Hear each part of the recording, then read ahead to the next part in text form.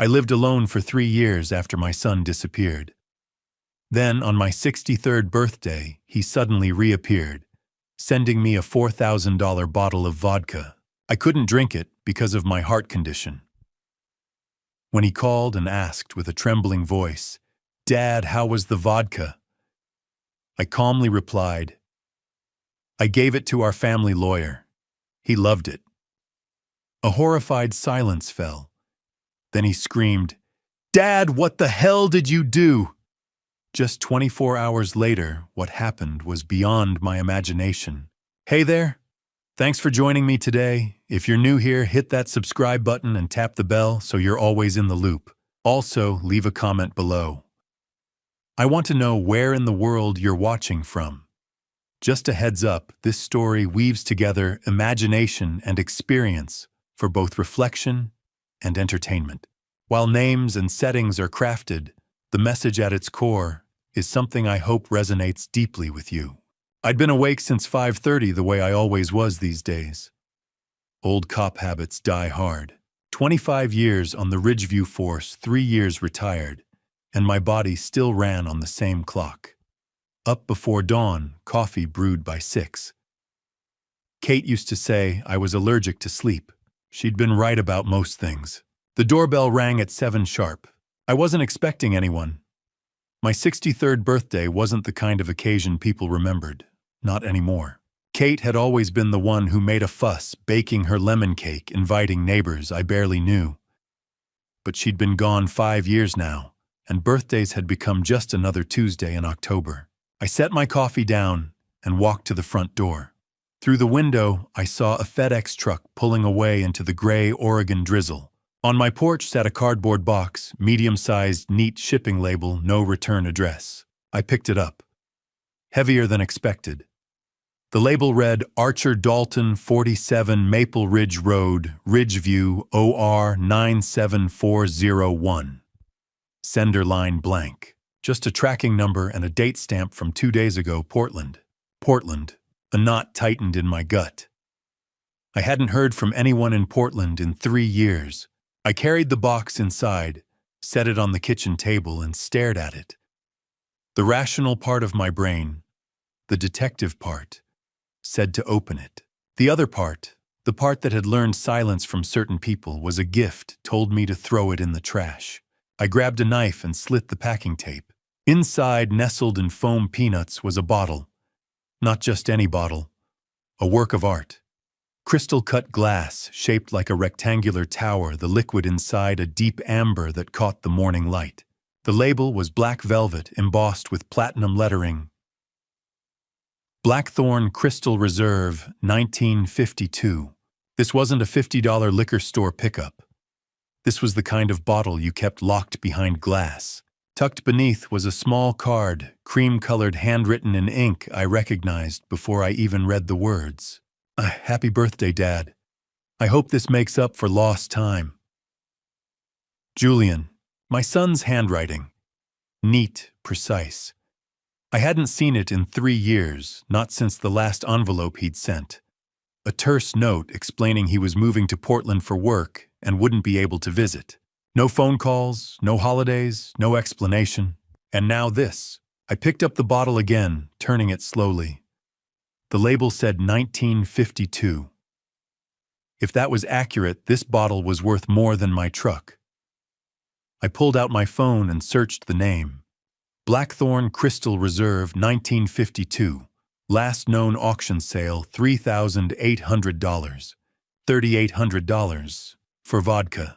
Julian was an IT specialist, decent money, but not throwaway, $4,000 on a birthday, gift money. Not the Julian I remembered. The kid who'd called me 2 years ago asking for a $500 loan to cover rent. The kid who'd never paid me back. I set the bottle down and stepped back.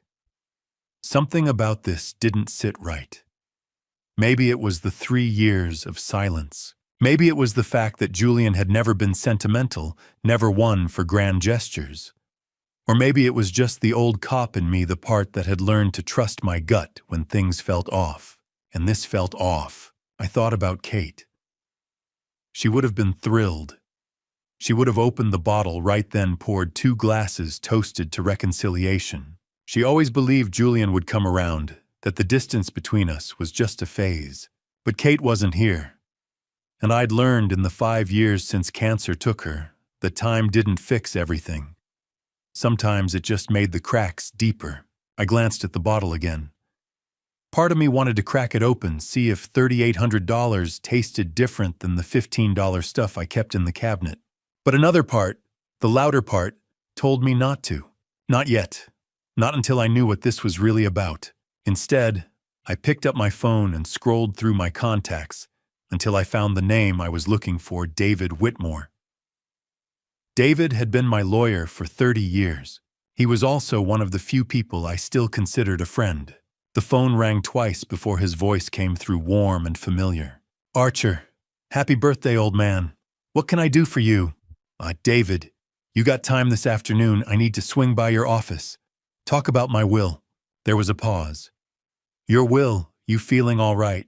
I looked down at the bottle on my table, amber light pooling around its base like a warning. "Just want to make sure everything's in order. Health's been not great since Kate. Figured it's time to update a few things." "Of course, come by around 4. I'll pull your file." Thanks, David. Oh, and one more thing. I'm bringing you a gift. Consider it a thank you for putting up with me all these years." David chuckled. "You don't need to do that. I insist." I hung up and stared at the bottle for another long moment. Then I carefully placed it back in the box, wrapped it in the foam peanuts, and sealed the lid. If Julian wanted me to drink this, he was going to be disappointed. By the time I climbed into my truck that afternoon, the rain had stopped leaving the streets slick and shining.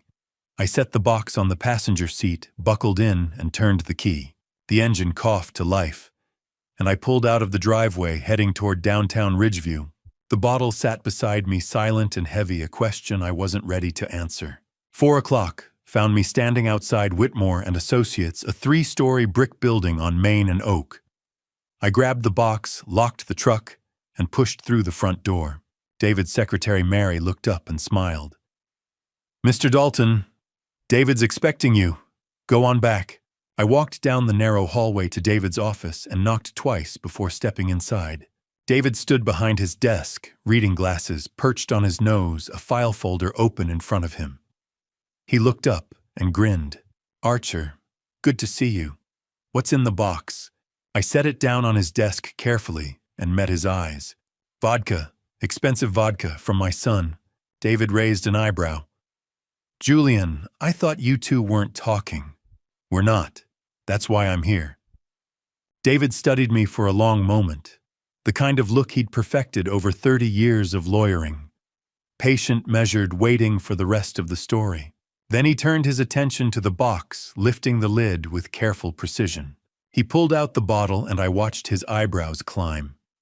Blackthorn Crystal Reserve. He turned it slowly, light, catching on the cut glass edges. "Archer, this is, what, $3,000? $3,800 according to the internet." David let out a low whistle and set the bottle down gently. "And Julian sent you this out of the blue after 3 years. That's what the card said. Happy birthday, hope it makes up for lost time." David leaned back in his chair, fingers steepled under his chin. "What do you think it means?" I shrugged, but the knot in my gut hadn't loosened. "I don't know. That's why I didn't drink it. That's why I'm giving it to you. Archer, consider it a thank you. You've been handling my paperwork for 3 decades. You deserve something nice." David shook his head, smiling. "You're paranoid. I'm careful, there's a difference." He picked up the bottle again, examined the label. "Well, if you insist, Margaret will kill me if she finds out I turned down a $4,000 bottle of vodka." He paused. "You said you wanted to talk about your will." "Yeah, pull the file. I want to make sure everything's current." David nodded and crossed to the tall steel cabinet in the corner, the kind with a combination lock and deadbolt. He spun the dial, pulled the door open, and retrieved a slim manila folder labeled Dalton Archer Estate. He set it on the desk, opened it, and pulled out a sheaf of papers. My will, the one I'd signed back in 2020, just after Kate's diagnosis. David skimmed the first page, nodding. Estate divided equally between Julian and Emma, contingent on your passing. Standard stuff. Anything you want to change? Just want to review it. Make sure it's still accurate. Let me check the system. David turned to his laptop, fingers moving across the keyboard. He pulled up the law firm's case management software. Let's see. Dalton Archer, estate planning. His fingers stopped moving. He leaned closer to the screen, squinting. What? David frowned, clicked through a few more screens. Then he turned the laptop toward me. On the monitor was a PDF. My will, or something that looked like it. Same header, same language, same format. But the date at the top read August 15th, 2024. And the distribution clause was different. All assets, properties, and holdings to be transferred in full to Julian Castellano. 100%. Not split. Not contingent. Just Julian. I stared at the screen, cold spreading through my chest. I didn't sign that. You didn't come in last month. No. I haven't been here since Kate's funeral arrangements. 4 years ago. David frowned, clicking to another window. There's an email here, October 8th, from archer.dalton.official@gmail.com. Says you updated the will, digitally signed it, electronically, asked me to prepare a hard copy. I don't have a Gmail account. My email's Yahoo. Has been for 20 years. David's frown deepened. He opened another drawer, pulled out a file folder labeled Pending Review. Inside was a printed copy of the same will, the August one, crisp and new. 3 versions, 3 places, all saying the same thing. All wrong? David set the paper down and met my eyes. Archer, someone's forging your documents. The words hung in the air like smoke. Julian, I said. David didn't argue. He just looked at the bottle of vodka sitting between us, and something shifted in his expression. No, we need to call IT, he said. Have them trace the system access check when that file was uploaded. If someone hacked our server... Do it! David reached for his phone, then stopped. Actually, let me have Mary handle it. She's better with the tech stuff. He stood, started toward the door, then paused. You know what, to hell with it. I've had a long day. Let me pour us a drink first, and then we'll get IT on the line. David, Archer, I've been working since 7 this morning. I just found out my system's been compromised. I'm having a drink.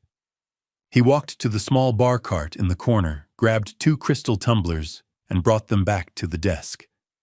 He broke the seal on the blackthorn bottle with a soft crack. The vodka poured smooth and clear. David filled both glasses, slid one toward me. To 30 years of friendship, he said. I didn't pick up the glass. I'm on heart medication. Can't mix it with alcohol. David raised an eyebrow. Since when? Since Kate. Blood pressure's been a mess. Doctor's orders. He shrugged, lifted his glass. More for me, then. He took a sip. Small, maybe an ounce. Then another. Smooth, he said, setting the glass down. Really smooth. No burn at all. I watched him, that knot in my gut twisting tighter. Something about this whole situation felt wrong. The forged will, the email, the $3,800 bottle showing up the same week someone decided to rewrite my estate plan. David picked up his phone. All right. Let me call Mary, have her get IT on this. He dialed, waited. Mary's voice came through tinny and distant. David explained the situation. Compromised system, forged documents, need a trace. Mary said she'd handle it first thing tomorrow morning. David thanked her and hung up. She'll have someone look at it in the morning. IT guy's already gone home. I nodded, but I didn't like the delay. We talked for another 10 minutes. David asked about my health, about managing the house alone. I gave him the same answers I always did. Fine managing. He told me about a case he'd just closed. I listened half-focused, my mind still circling back to that forged will. By the time I stood to leave, the sky outside had faded to dusk. "Thanks for this, David," I said, nodding toward the bottle. "You sure you don't want to take it back?" "I'm sure, enjoy it." David walked me to the door, shook my hand. "I'll let you know what IT finds." I nodded. I drove home, microwaved leftover chili, ate it standing at the counter. I thought about calling my old partner, Frank Miller, but I didn't have anything solid yet, just a bad feeling and a forged document. So I went to bed early, lay there staring at the ceiling. The call came at 9:47 p.m. I was half asleep when my phone lit up, vibrating against the nightstand. I squinted at the screen. "Margaret Whitmore." I answered on the second ring. "Margaret." Her voice hit me like a fist. Ragged, breathless, broken. "Archer. Oh God, Archer, it's David. Something's wrong. We're at the hospital. They think he's been—" The word caught in her throat, strangled. Poisoned. I was out of bed before Margaret finished the sentence. My hands found my jeans and the dark keys on the nightstand. The phone stayed pressed to my ear as I moved through the house. Shoes, jacket, wallet. Margaret was still talking, words tumbling over each other. Ambulance, chest pain, racing heart. "I'm on my way," I said and hung up. The drive to Ridgeview General took 15 minutes through rain-slicked roads. My mind ran faster than the engine. David had drunk from that bottle. One glass, maybe two, and now he was in the hospital. Julian had sent that bottle. The pieces didn't fit yet, but the shape was starting to come clear. I pulled into the hospital lot just after 10 and jogged toward the entrance. Fluorescent lights hit me like a slap. Too bright, too sterile. The ER waiting room smelled like antiseptic and burnt coffee. Margaret stood near the nurse's station, arms wrapped around herself, face pale. She saw me and crossed the room. "Archer." Her voice cracked. "They won't tell me anything." "What happened?" "We were watching TV. He said he felt dizzy. Then he grabbed his chest, said his heart was racing. I called 911. "Is he conscious?" "He was, but they took him back an hour ago. A nurse walked by, and I flagged her down." "David Whitmore. Came in about an hour ago. Cardiac issue. Can you tell us anything?" The nurse glanced at her clipboard. "Are you family?" "I'm his wife," Margaret said. "The doctor will update you soon. Right now, Mr. Whitmore is stable, but we're running a full toxicology screen." "A toxicology, huh?" Margaret's voice went thin. "On standard procedure, rapid heart rate, arrhythmia, no prior cardiac history. We have to rule out contamination. Contamination. Not poisoned. Not yet. But close enough." The nurse disappeared through the double doors. Margaret sank into a plastic chair. I stayed standing, watching the ER entrance. That's when I saw the uniform. Officer Patel stepped through the automatic doors, rain beading on his jacket, notebook already in hand. I recognized him. Younger guy, sharp eyes, the kind who didn't miss details. He walked straight to me. "Mr. Dalton." "Officer, I need to ask you a few questions. You saw Mr. Whitmore earlier today, around 4, at his office." Patel flipped open his notebook. "Did you give Mr. Whitmore anything, food, drink?" I kept my voice steady. "I gave him a bottle of vodka. A gift." Patel's pen stopped. "A gift? Expensive bottle. $3,800. Figured he'd earned it after 30 years. Did you drink any?" "No. I'm on heart medication. Can't mix it with alcohol." Patel wrote that down. "And Mr. Whitmore drank from this bottle. He had a glass, maybe 2. Do you still have it?" "No, I left it with him." Patel nodded, closed his notebook. "We'll collect it as evidence. And Mr. Dalton, don't leave town for the next few days." The words landed like a fist. "You think I did this? You gave Mr. Whitmore alcohol, and now he's in the ER with symptoms consistent with ingestion of a toxic substance. Right now, you're a person of interest." "Person of interest." Cops speak for suspect they couldn't arrest yet. I wanted to tell him about Julian, about the forged will, about the bottle that had shown up out of nowhere. But I'd been a cop long enough to know how this looked. Man gives lawyer expensive gift. Lawyer ends up in the hospital. Man claims he didn't drink any himself. It looked bad. I'll be around, I said. Patel left. I sat beside Margaret and waited. The ER doctor came out just before midnight. Young Scrub's wrinkled exhaustion carved into his face. David was stable. Heart rate under control. Toxicology results would take another day or two. David was being moved to the ICU. Margaret asked if she could see him. The doctor nodded and she followed him through the double doors. I stayed another hour, but there was nothing more I could do. No more answers. So I left. The streets were empty and slick under the streetlights. I drove home on autopilot, parked, walked inside. The house was cold. I didn't turn on the heat. Just walked to the kitchen and sat at the table. The same table where I'd opened that box this morning. The same table where the bottle had sat amber and gleaming.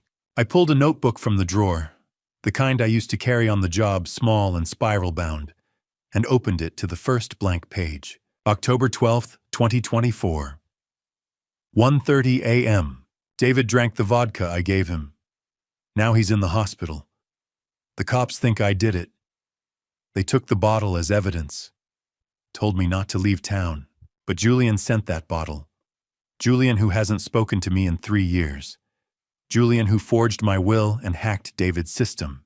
Coincidence. I stared at the words for a long time. Then I closed the notebook, turned off the light, and went to bed. Sleep didn't come easy. Every time I closed my eyes, I saw that bottle, crystal-cut amber light, Julian's handwriting on the card. I saw David lifting the glass, taking that first sip, smiling. Smooth, he'd said. Really smooth. And now he was in the ICU. I rolled over, stared at the ceiling. The rain started again, tapping against the window like fingernails.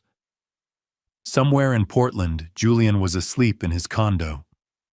Or maybe he wasn't sleeping. Maybe he was awake too, wondering if it had worked. If I'd drunk from that bottle. If I was the one in the hospital instead of David. The thought settled in my gut like a stone. The next day dragged. I stayed home, avoided the phone, tried to keep busy. Changed the oil in my truck.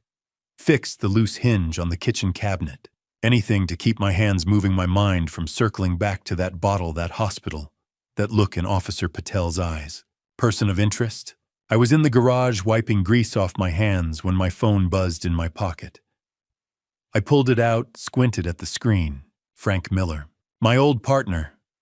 25 years on the force together, retired 3 years before I did. Last I'd heard, he'd taken a job as a detective with the county sheriff's office. We hadn't spoken in months, I answered. Archer. Frank's voice, familiar but not friendly. Not anymore. Frank. We need to talk. I wiped the grease off my hands, grabbed my jacket, and headed downtown. The Ridgeview Police Department sat on the corner of 3rd and Elm, a squat brick building unchanged since I'd walked through its doors as a rookie 40 years ago. The parking lot was half empty when I pulled in. I'd been on the other side of this plenty of times, bringing people in, asking questions, watching them sweat under fluorescent lights. I'd never thought I'd be the one answering for something I didn't do, but here I was. I walked through the front doors. The desk sergeant nodded toward the hallway. Detective Miller's expecting you. 3rd door on the left. The hallway smelled the same. Old coffee floor wax, the faint tang of sweat and stress.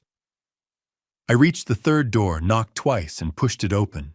Frank sat behind a gray metal desk, reading glasses on his nose, a file folder open. He looked up, and for a second, I saw the man I'd worked with for 2 decades. Steady, reliable. But then his expression shifted into something more official. Archer, sit down. I pulled out the chair. The room was small, windowless. A recorder sat on the desk between us, red light already blinking. You're recording this. Standard procedure. You know how it works. I did. Standard procedure meant they were building a case. Frank leaned back. Toxicology came back on the vodka you gave David Whitmore. I waited. Aconitine. Ever heard of it? No. So it's a toxin. Comes from a plant called wolfsbane, one of the most lethal plant-based substances known to man. Causes cardiac arrhythmia, respiratory failure, can stop a heart in under an hour. The words landed heavy, my gut twisted. The bottle you gave David had enough aconitine to kill someone. David's alive because he only drank about 50 milliliters. If he'd finished the glass, we'd be having a very different conversation. I swallowed. I didn't know. I believe you, but I need you to help me understand how a bottle of $3,800 vodka ended up laced with poison and in your hands. I met his eyes. Julian sent it to me. Frank's expression didn't change, but I saw the flicker of interest. Your son, my son, who I haven't heard from in 3 years, who sent me that bottle on my birthday out of nowhere with a card saying, "Hope this makes up for lost time." Do you still have the card, the box? Yeah, at my house. Frank nodded, made a note. We'll need those. Handwriting analysis, fingerprints, anything that ties Julian to the bottle. You'll have them. Frank leaned forward. Archer, I've known you a long time. I know you didn't try to harm David, but right now the evidence says you gave him a contaminated bottle. That makes you a suspect. What I need is proof that someone else is responsible. And if that someone is Julian, I need a motive. I took a breath. David told me something before he drank from that bottle. He found discrepancies in my will. 3 versions. One in his safe, one digital one sent via email. The digital and email versions were forged. Someone hacked his system, changed my estate plan to leave everything to Julian. Frank's pen stopped moving. David said this right before he opened the bottle. He said we needed to call IT, have them trace the access. Frank picked up his phone, dialed. A brief conversation. He hung up and looked at me. Margaret confirmed it. David told her the same thing before he lost consciousness. Said your will had been tampered with. Julian, we're looking into it. But Archer, even if Julian forged your will, that doesn't prove he sent the vodka. We need a direct connection. Check the FedEx tracking, the sender address, Julian's condo in Portland. Frank made another note. We will. He closed the file, but didn't stand. Archer, there's something else. You said you didn't drink from the bottle because you're on heart medication. What medication? Nitroglycerin, for blood pressure. Why? When's the last time you took it? 2 days ago, morning. Why? Frank's jaw tightened. I want you to have your doctor check that prescription. Make sure it's what it's supposed to be. The implication hit me. You think Julian tampered with my meds. I think if Julian sent you a bottle laced with poison, he's not above switching out your pills. I stood. I'll call Dr. Brennan. Frank walked me to the door. Get me those boxes, the card, anything Julian touched. And Archer, be careful. If your son's behind this, you're still a target. I left the station, climbed into my truck, and sat there with the engine running. My hands were shaking. Not from fear, from anger. I pulled out my phone and called Dr. Brennan. He answered on the 3rd ring. Archer, what can I do for you? I need you to test my nitroglycerin prescription. Check if it's been tampered with. A pause. Why? Just do it, please. All right, bring the bottle by my office. I'll run a sample through the lab. I drove home, grabbed the pill bottle from the bathroom cabinet, and drove straight to Brennan's clinic. He took the bottle and disappeared into the back. I sat in the waiting room, staring at a cholesterol poster, trying to figure out when it had all gone wrong with Julian. Brennan came back an hour later, face grim. Archer, this isn't nitroglycerin. I stood. What is it?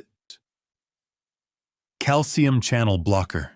Different class entirely. If you'd taken this during a cardiac episode, it would have dropped your blood pressure dangerously low. You could have lost consciousness. Maybe worse. The room tilted. I gripped the edge of the chair. Someone switched your medication. Brennan nodded. I'm prescribing you a new bottle. Real nitroglycerin. Don't take anything from that old container. And Archer, you need to tell the police. I called Frank from the parking lot, told him what Brennan had found. Frank said he'd send someone to collect the fake pills as evidence. I drove home in a fog, walked inside. The house felt colder than it should have. I sat at the kitchen table, pulled out my notebook and wrote, October 14th, 2024, 6 p.m. Frank confirmed the vodka was laced with aconitine.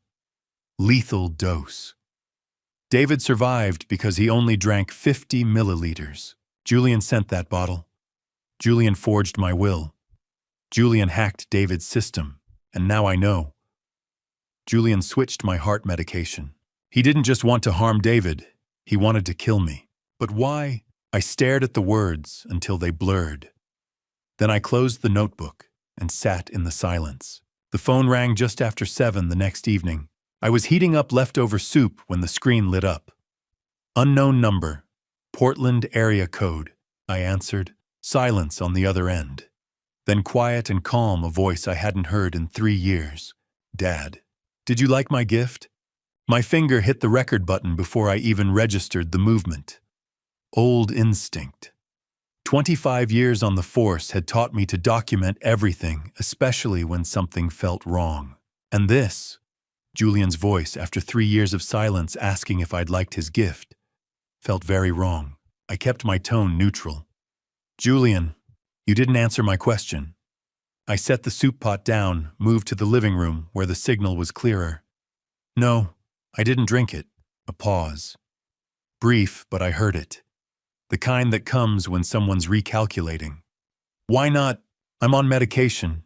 Can't mix it with alcohol. You'd know that if you'd bothered to call in the past 3 years. The words came out sharper than intended, but I didn't take them back. Another pause. Longer this time. When he spoke again, his voice had shifted.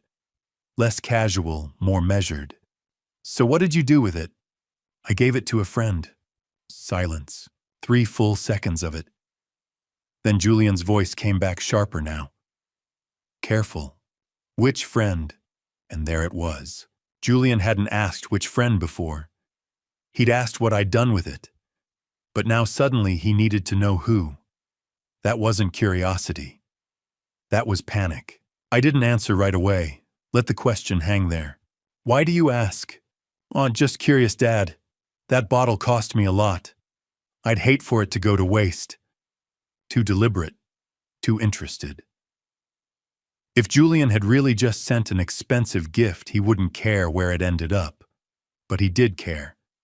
Which meant he knew. He appreciated it. I said, keeping my voice even. Good. That's good. I hope he enjoyed every drop.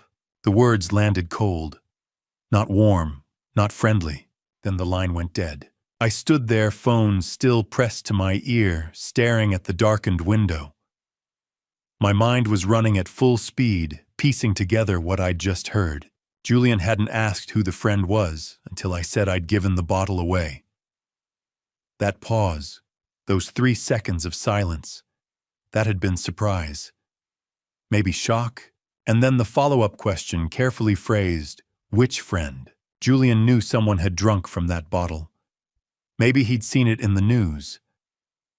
Ridgeview was small enough that a prominent lawyer in the ER would have made the local paper. Or maybe Julian had other ways of knowing. Either way, Julian knew, and he knew it wasn't me. I pulled up Frank Miller's contact and hit dial. He answered on the second ring. Archer, what's wrong? Julian just called. A beat of silence. Your son? Yeah. Asked if I liked the gift. Asked if I'd drunk from the bottle. When I told him I gave it to a friend, he went quiet for 3 seconds. Then he asked which friend. What did you tell him? Nothing. But Frank, he knows.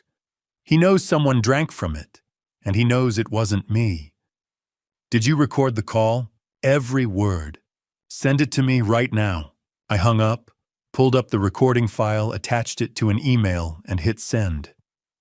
Then I set the phone down on the counter and stood there, hands flat against the cold tile, breathing slow and steady. Julian had called.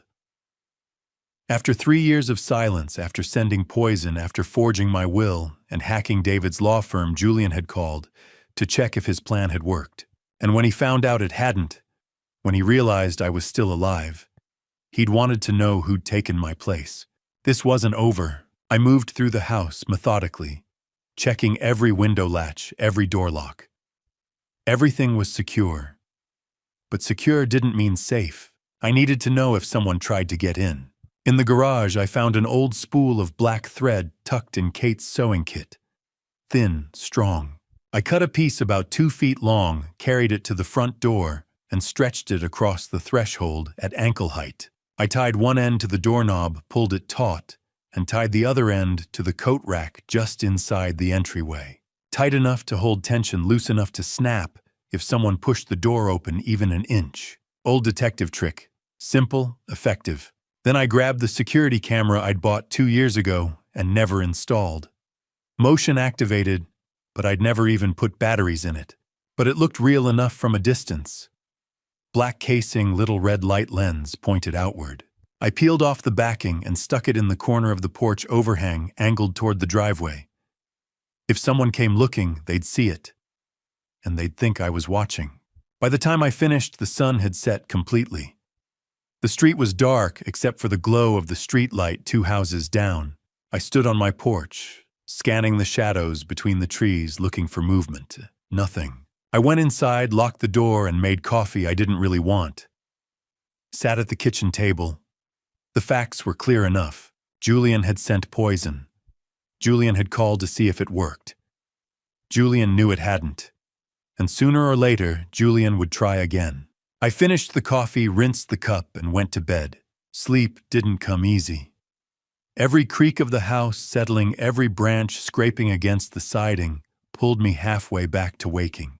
I kept my phone on the nightstand, volume up one ear, always listening for the sound of a door opening, the snap of thread breaking, footsteps crossing my living room floor.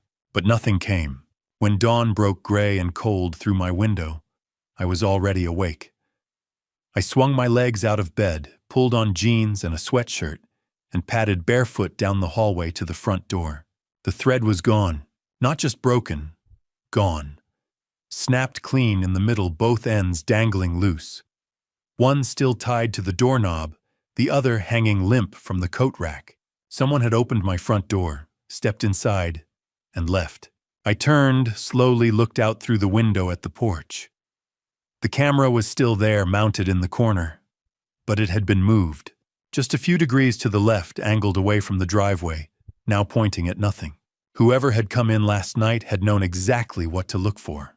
I stood there in the doorway, cold October air rolling in around my bare feet, and stared at that broken thread swaying gently in the breeze. Julian hadn't just called to check on me. He'd sent someone to finish what the vodka hadn't. I didn't touch the thread. First rule of preserving a scene: don't contaminate it. I backed away from the doorway, grabbed my phone, and dialed Frank Miller. He answered on the third ring, voice thick with sleep. "Archer, it's 6 in the morning. Someone broke into my house last night." A pause. I heard him sit up. "You sure?" I said, "A tripwire. Black thread across the doorframe. It snapped clean. And the camera I mounted on the porch, it's been moved. Angled away from the driveway now." "You hurt?" "No.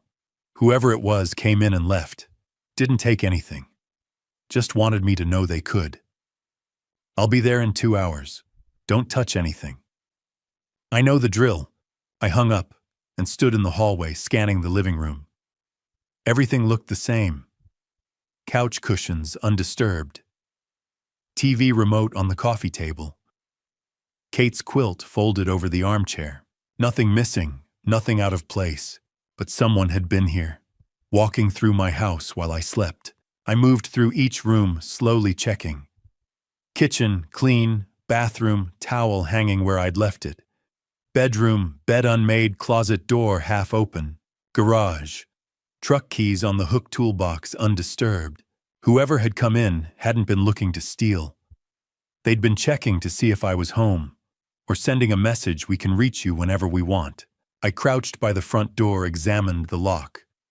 No scratches. No signs of forced entry. Which meant either they'd picked it, not hard with a lock this old, Or they had a key. That thought settled cold in my gut. I made coffee. Strong black. Sat at the kitchen table and waited, watching the clock crawl toward 8. Frank's unmarked sedan crunched into my driveway just after 8. I met him at the door, stepped aside so he could see the dangling thread. He knelt, pulled a small flashlight from his jacket, and swept the beam across the threshold. No footprints. Ground's too dry. Camera, show me. We stepped onto the porch. Frank examined the adhesive mount, the angle of the lens. Moved deliberately. This wasn't some kid. Whoever did this knew what they were looking for. Professional or experienced. Could be Julian hired someone.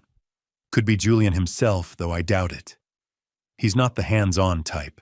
Frank straightened, looked at me. You sent me that recording. Julian's call. Yeah.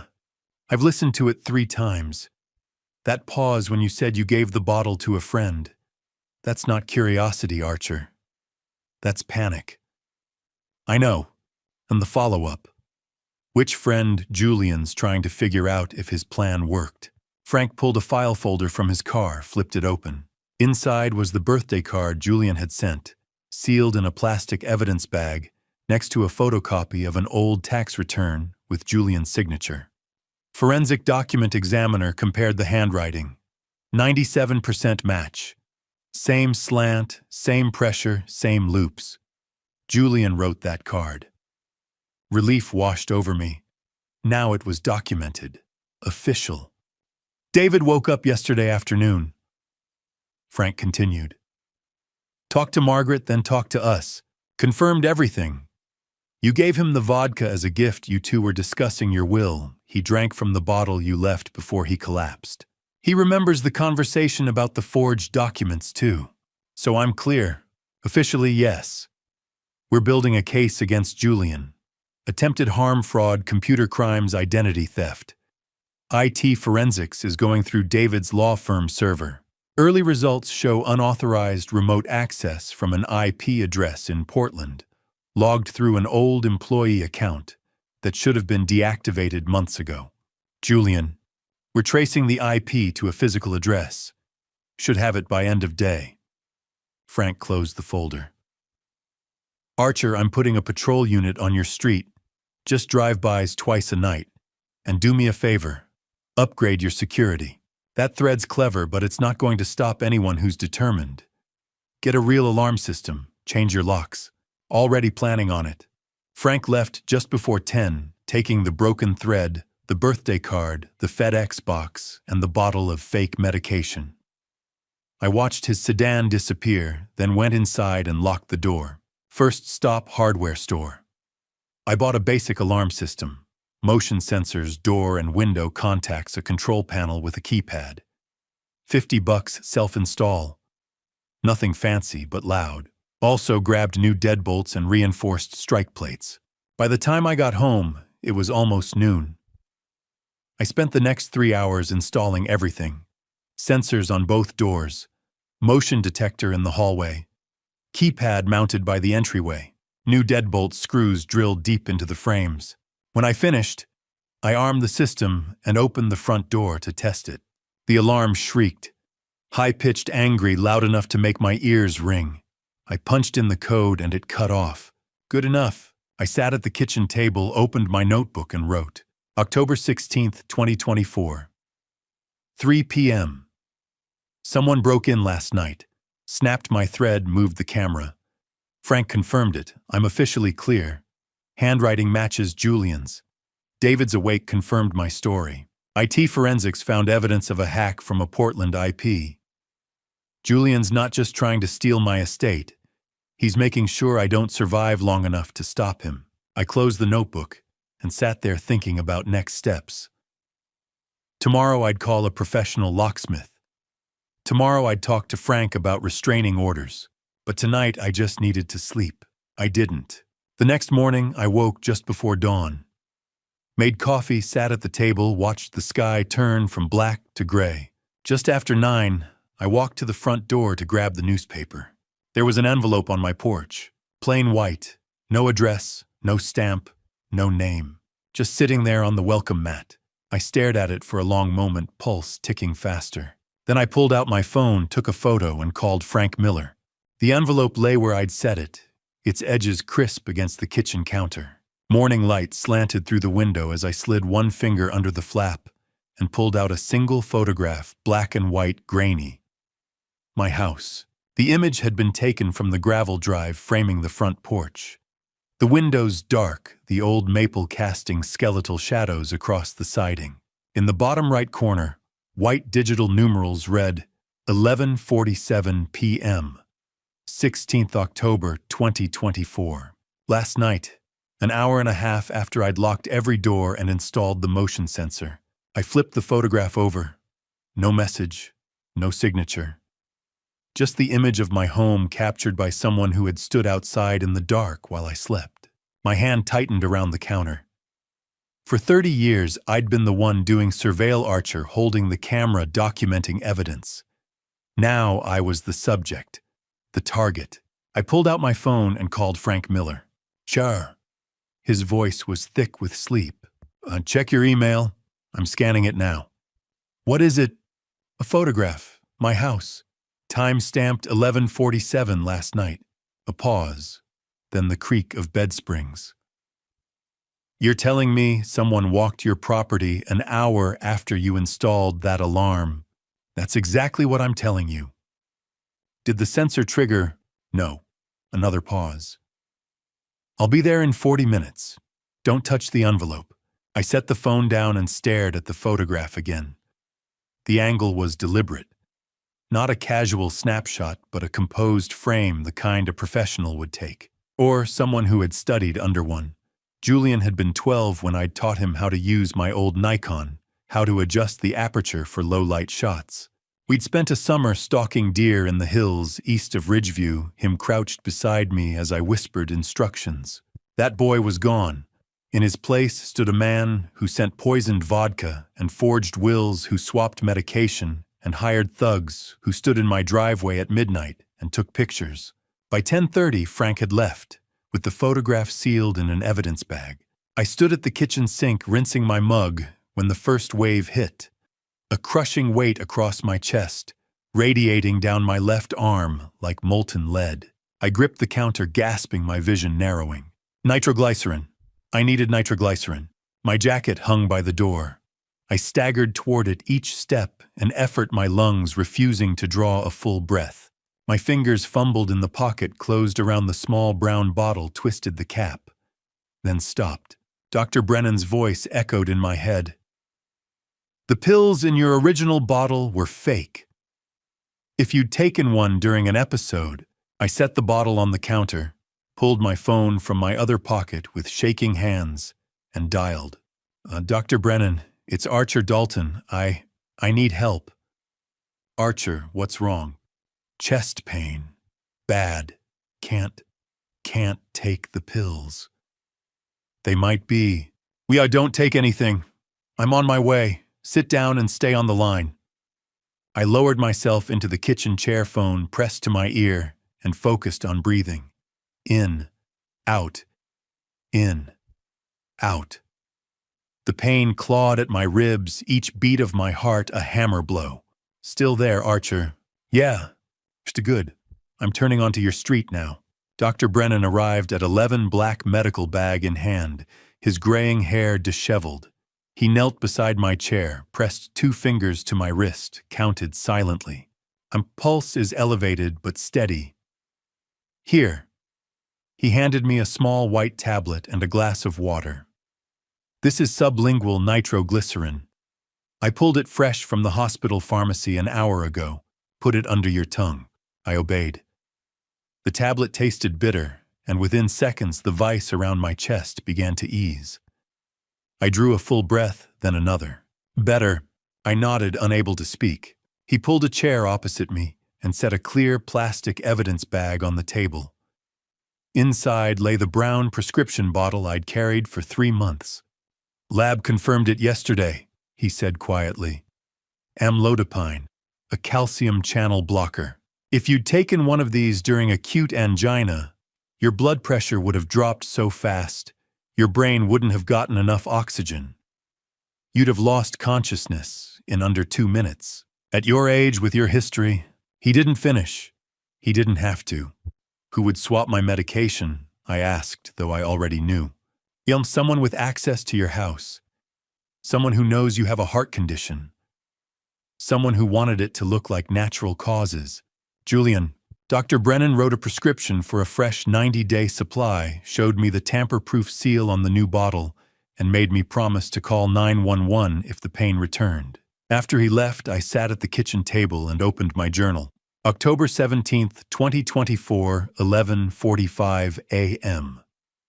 This morning, I received a photograph of my house time-stamped 11:47 p.m. last night. At 10:30, I had a severe angina attack. I reached for my nitroglycerin but remembered Dr. Brennan's warning. The lab report is clear the original pills were amlodipine, not nitroglycerin. If I had taken one during the attack, I might not have survived. Julian planned every step: the poisoned vodka, the forged will, the swapped medication. He is trying to make sure I do not live long enough to stop him. I closed the notebook, poured a second glass of water, and tried to convince myself the new locks and alarm system would be enough. At 2:34 in the morning, I woke to the sound of footsteps. Not outside, inside, slow, deliberate.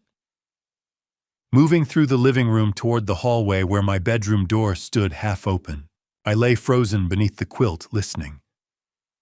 The alarm remained silent. No beep. No siren. Nothing. I reached for my phone on the nightstand. The footsteps stopped. A shadow passed beneath the narrow gap at the bottom of my bedroom door. Then a voice, low and unfamiliar, spoke from the other side. "Mr. Dalton, we need to talk."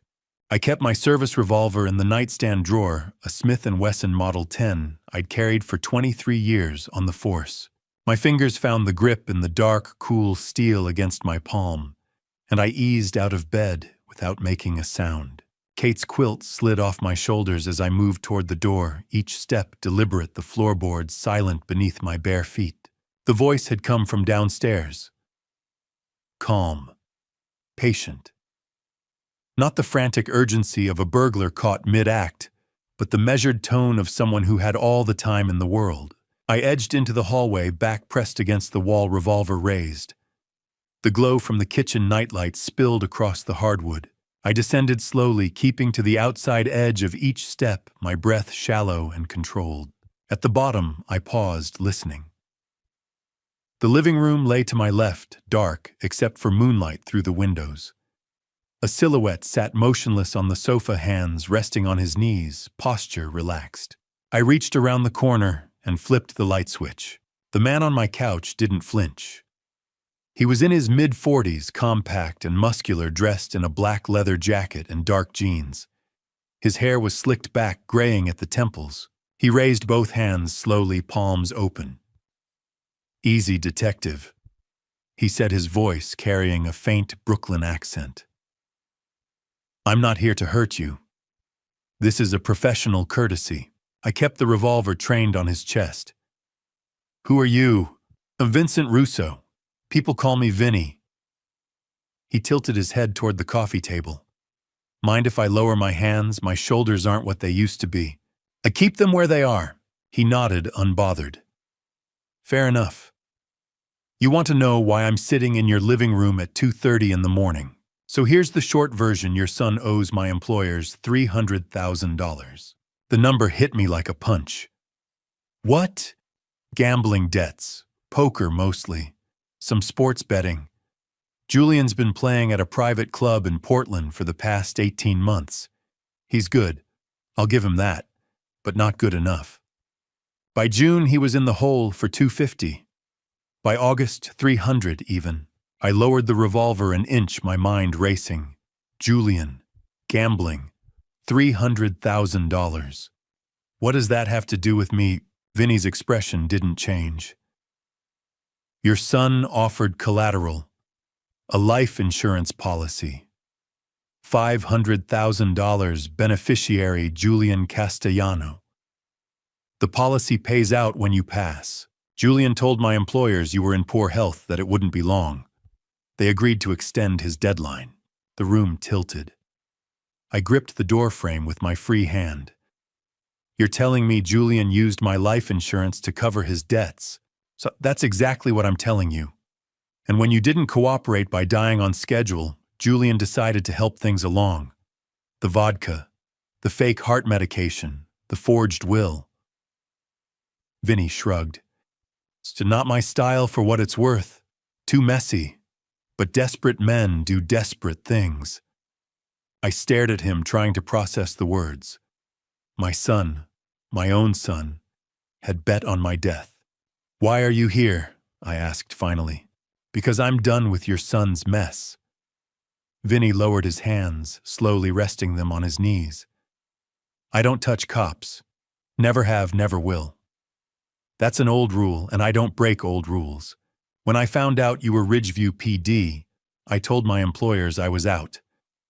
They weren't happy, but they know better than to push. He reached into his jacket pocket, slowly, deliberately, and pulled out a business card, setting it on the coffee table. You're going to need proof. Names, dates, transactions. I can't testify in court, but I can point you in the right direction. Julian signed documents. He made calls. It's all there if you know where to look. Why would you help me? Vinny stood his movements unhurried and gestured toward the front door. Because Julian's plan put me in a bad position. I don't like bad positions. And because you remind me of my old man. Retired cop, heart condition, too stubborn to quit. He deserved better than what he got. So do you. He walked toward the hallway, pausing at the threshold. One more thing. You're probably wondering why your fancy alarm didn't go off. I glanced at the motion sensor above the door. It's green LED dark.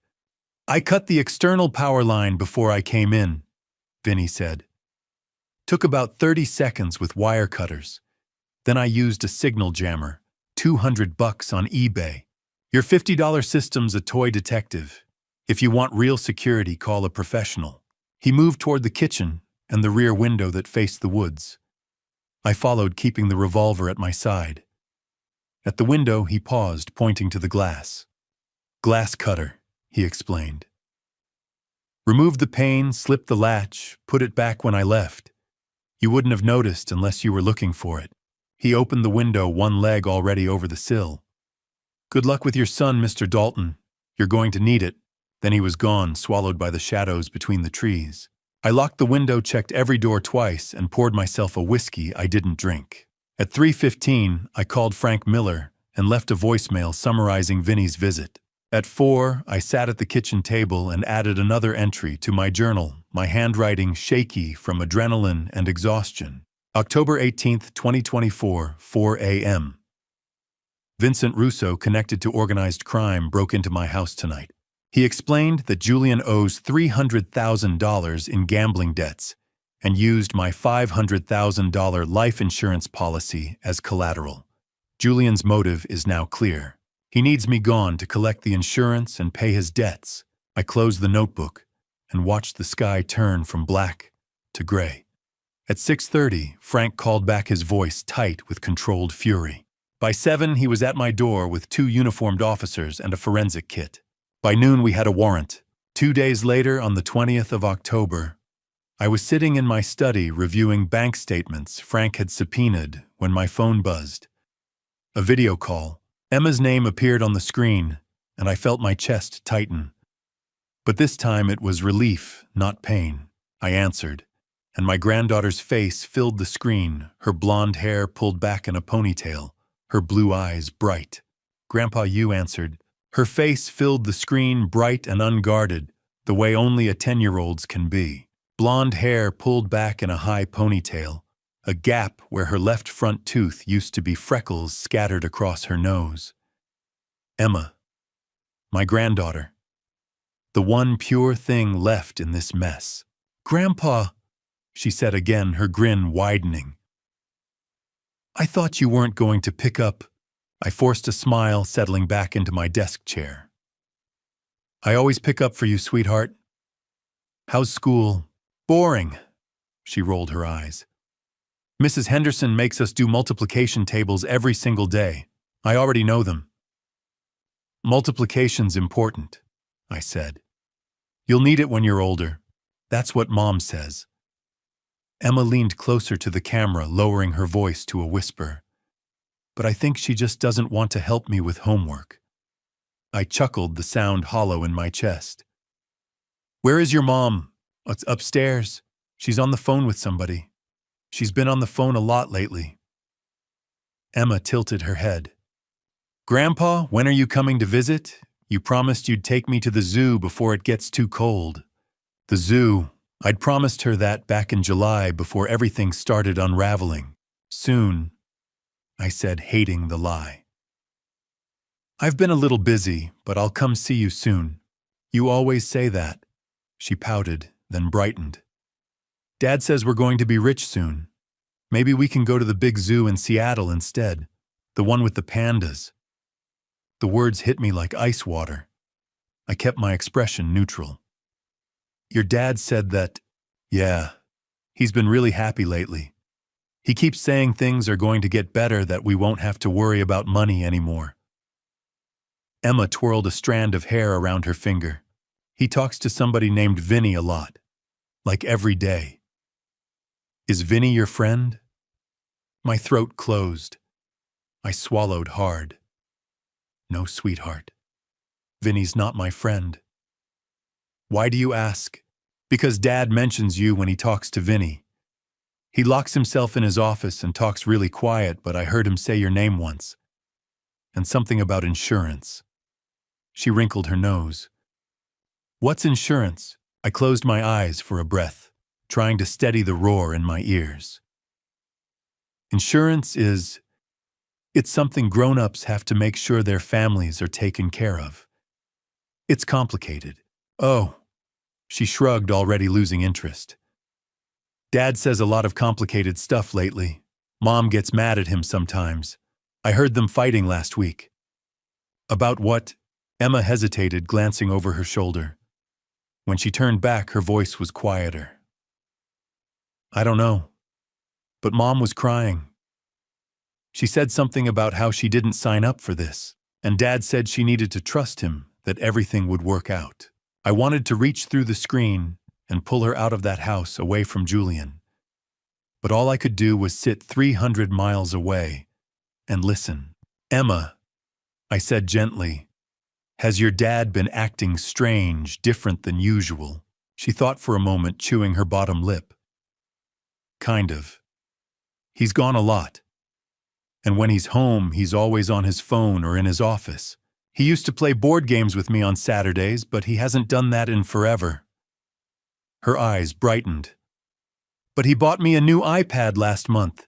He said it was an early birthday present. An early birthday present. Paid for with borrowed money, or money he expected to collect once I was gone. That's nice of him, I managed. Yeah, Emma leaned back. Grandpa, can I tell you a secret? Of course. And Dad told me not to talk to you about the Vinny stuff. He said it was private, and I shouldn't mention it if you called.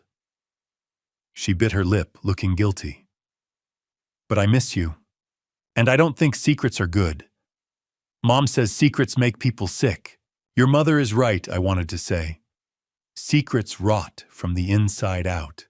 Instead, I said, I miss you too, sweetheart. And you can always talk to me about anything, okay? No matter what your dad says. She nodded, her smile returning.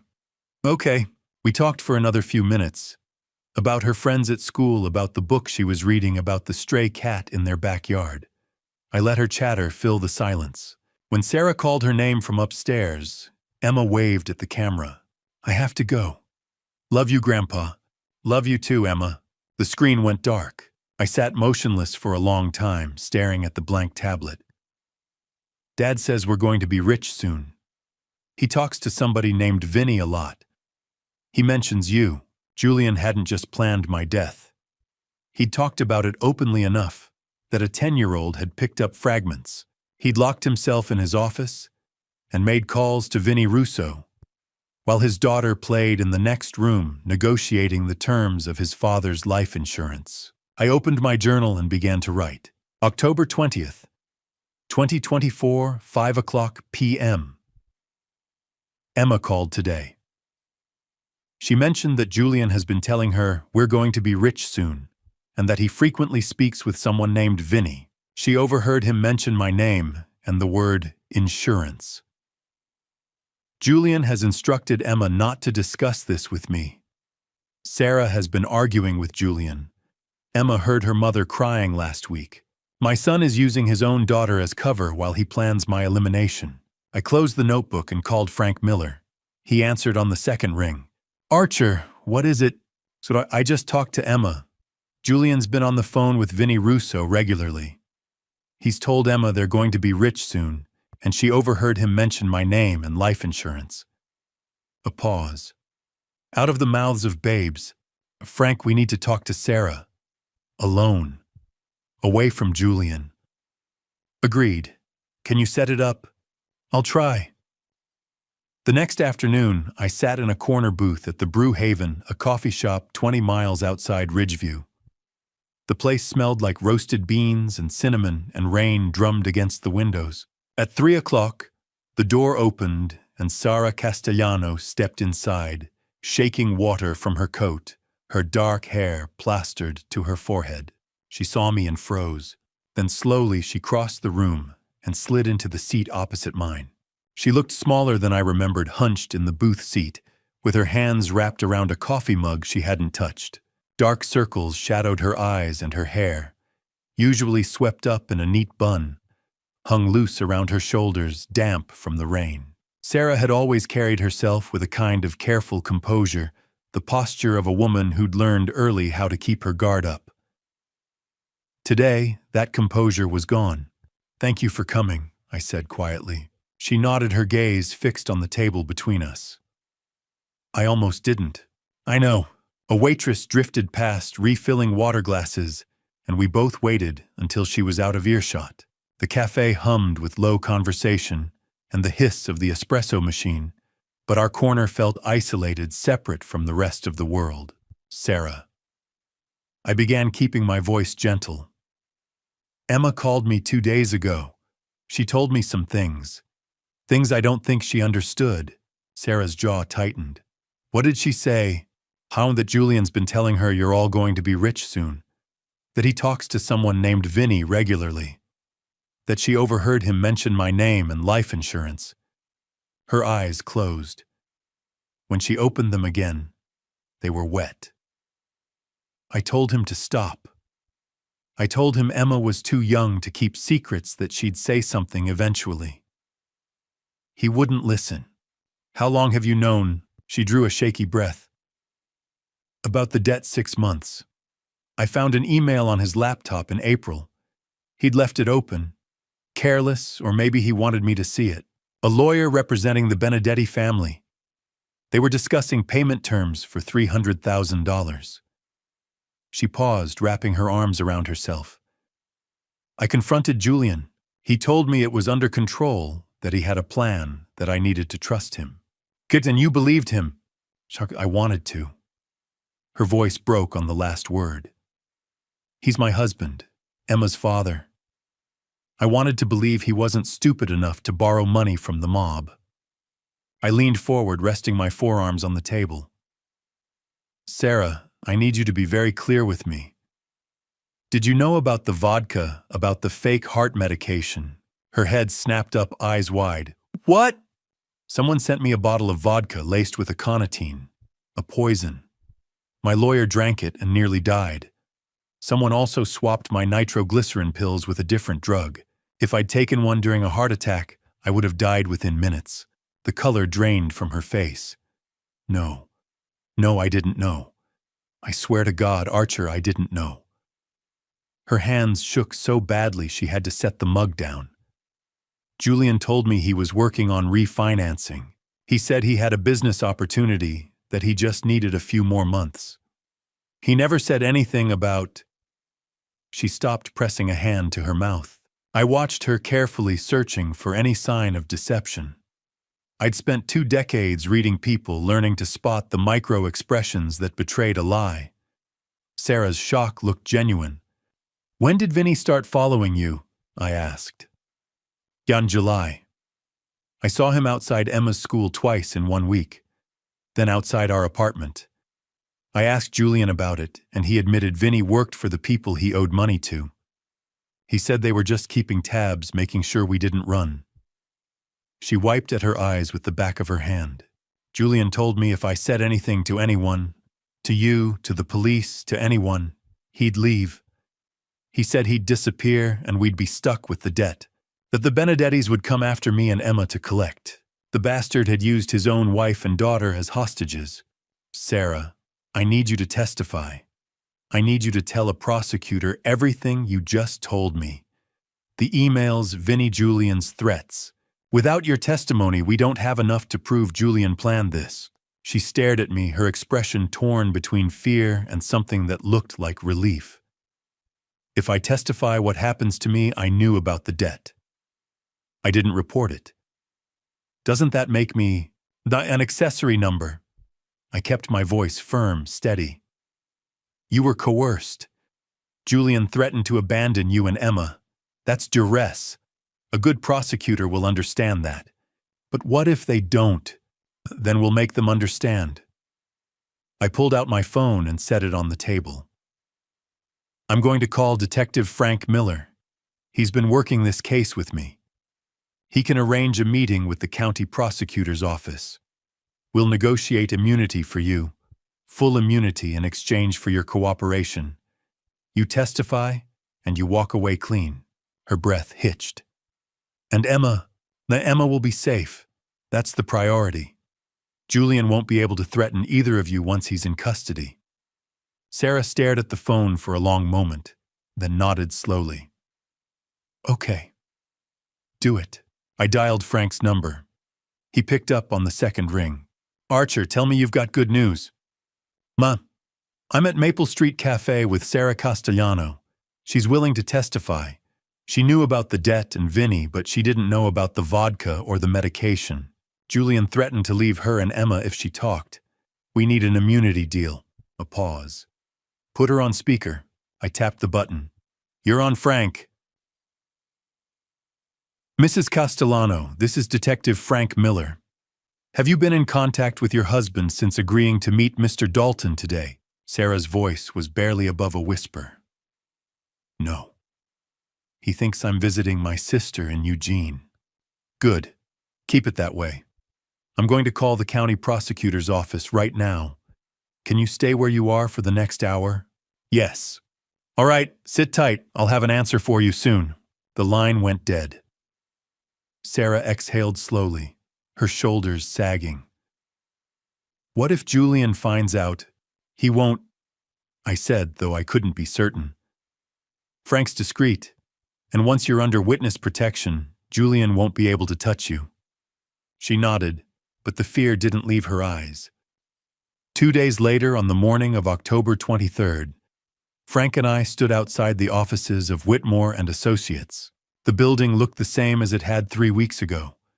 Red brick brass nameplate, the scent of old paper, and lemon polish drifting through the open door. But David Whitmore was no longer inside. He was home recovering, and his son Thomas had taken over the practice. Thomas Whitmore Jr. met us in the reception area, a man in his early 40s with his father's sharp eyes and his mother's precise demeanor. He shook our hands and gestured toward the conference room. "Gentlemen, my father told me you'd be coming." The conference room smelled like leather and old paper, the kind of scent that clings to law offices.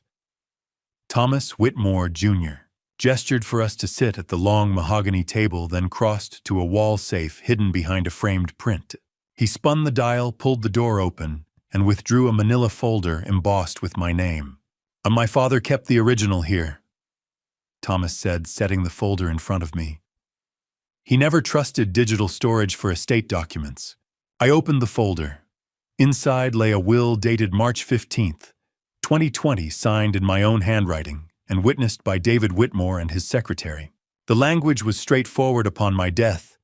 My estate would be divided equally between Julian Castellano and Emma Castellano, with a trust established for Emma until she turned 25.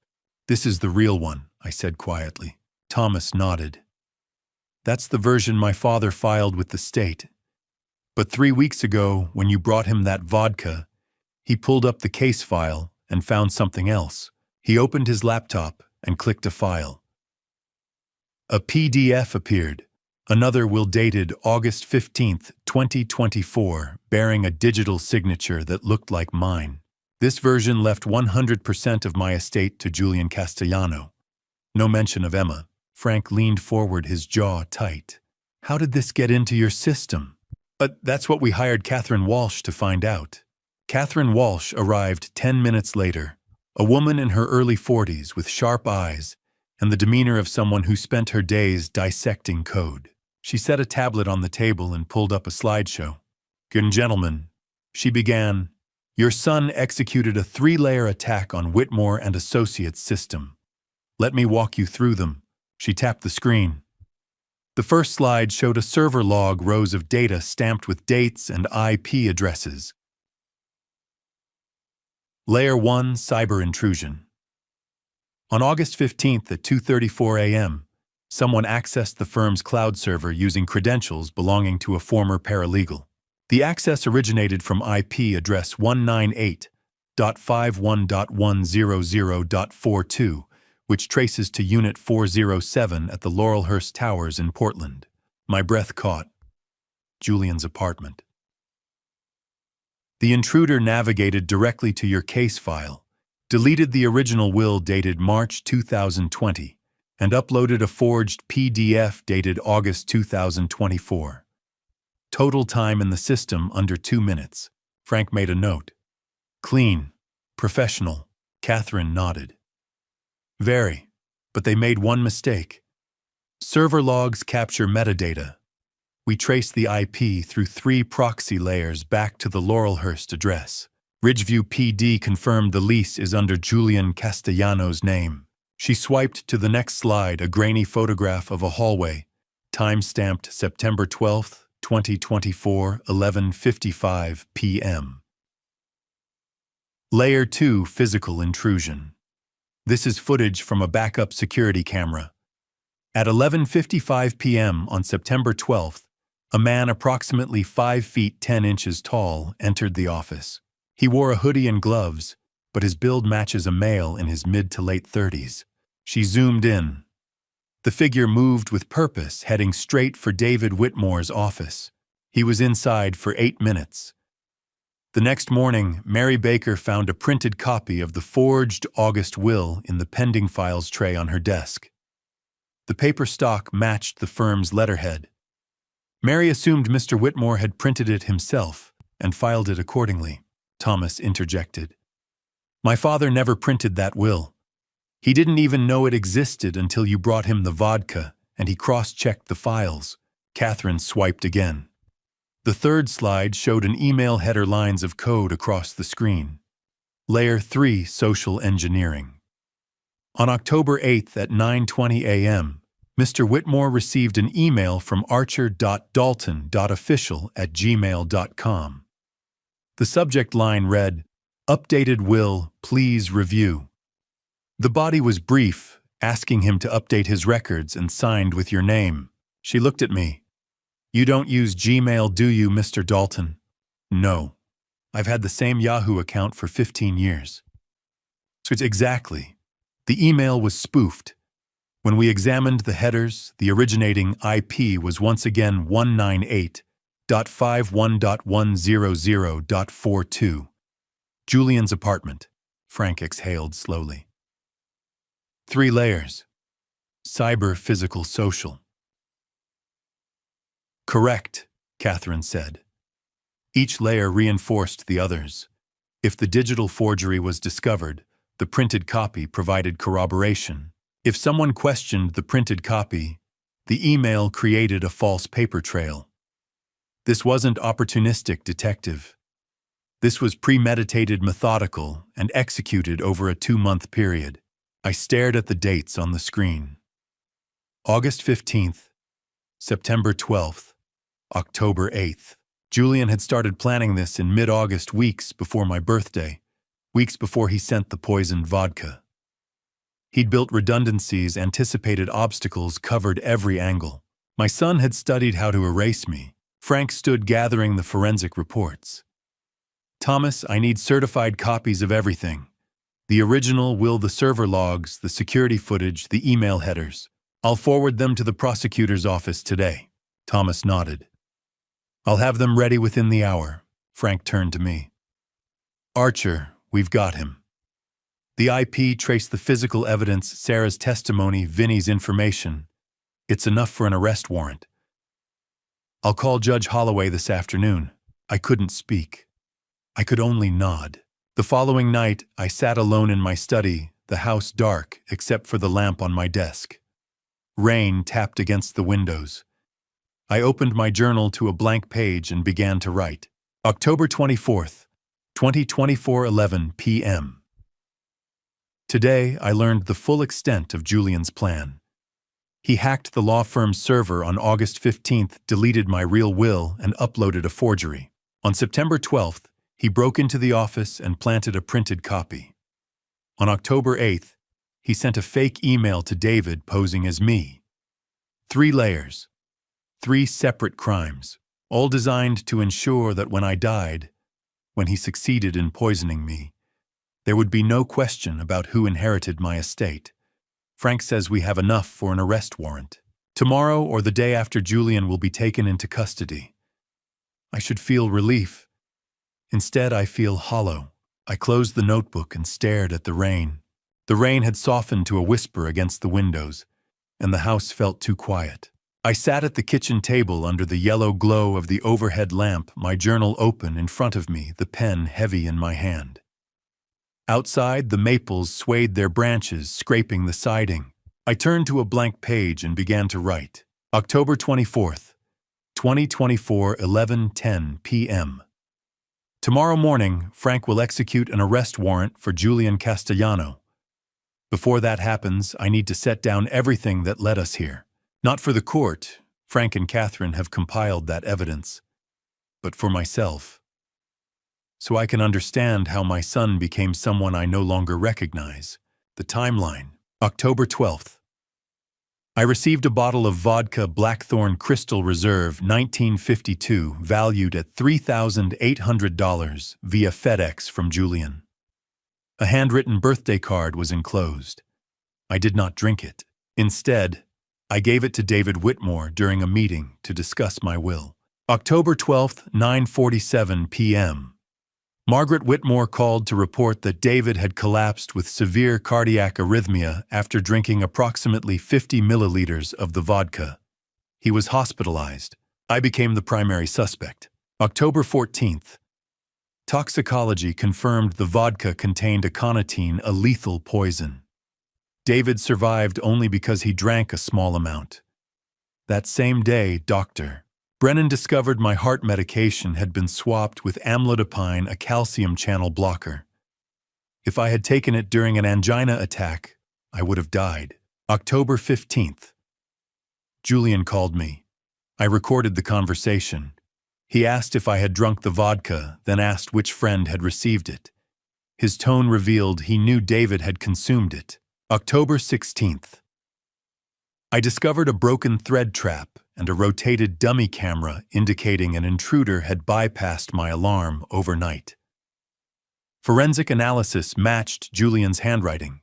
I was cleared as a suspect.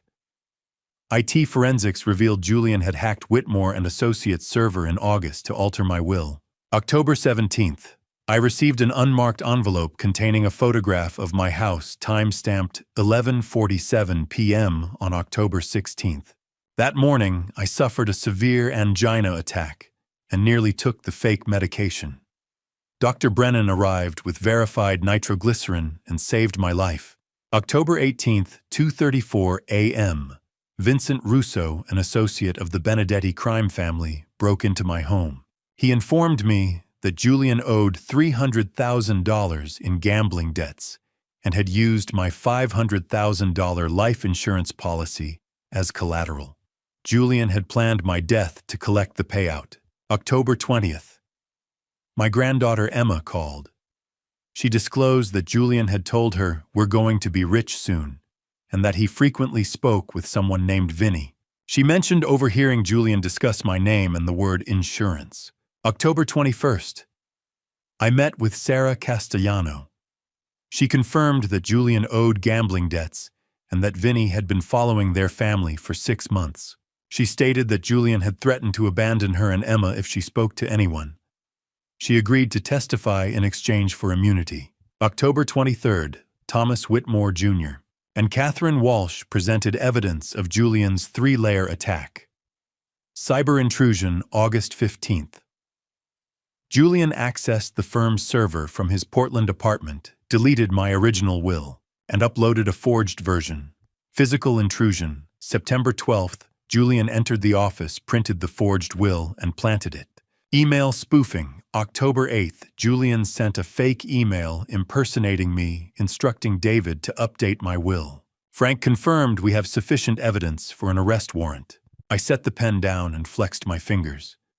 My handwriting had grown unsteady toward the end, the letters slanting and compressed. I read the entry twice, then closed the journal. The facts were there. The timeline was clear. But facts alone couldn't explain the hollow ache that had settled behind my ribs. I stood and crossed to the cabinet beside the refrigerator where Kate used to keep photo albums. My fingers found the spine of the oldest album. I pulled it out and flipped through until I found the photograph I was looking for. Julian at 8 years old, standing beside a creek with a fishing rod in his hands. His hair stuck up in all directions, still damp from the water, and his grin was gap-toothed and wide. I stood beside him, one hand on his shoulder, both of us holding up a trout we'd caught together. Kate had taken the photo on a Saturday morning in June, back when weekends meant pancakes and fishing trips and bedtime stories.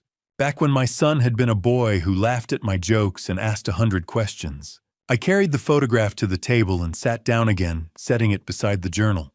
For 10 minutes, I stared at that image at the child Julian had been, trying to reconcile him with the man who had sent poisoned vodka and hacked legal documents and wagered his father's life to pay off gambling debts. I couldn't. Finally, I picked up the photograph and held it close as if Kate might somehow see it too. "I'm sorry I couldn't save him," I whispered to her memory, to the woman who had loved Julian unconditionally. "But I have to stop him. If I don't, Emma won't be safe. No one will." The photograph offered no answer. I set it down gently face up and reached for my phone. Frank answered on the first ring. "Archer." "Not tomorrow morning," I said. "Let's finish this." A pause. "You sure?" "I'm sure." "All right. SWAT team assembles at 0500. We move at 0630. You want to be there?" I closed my eyes. "Yes. I'll pick you up at 0600. "Thank you, Frank. Get some sleep, Archer." I hung up and sat in the stillness, listening to the rain.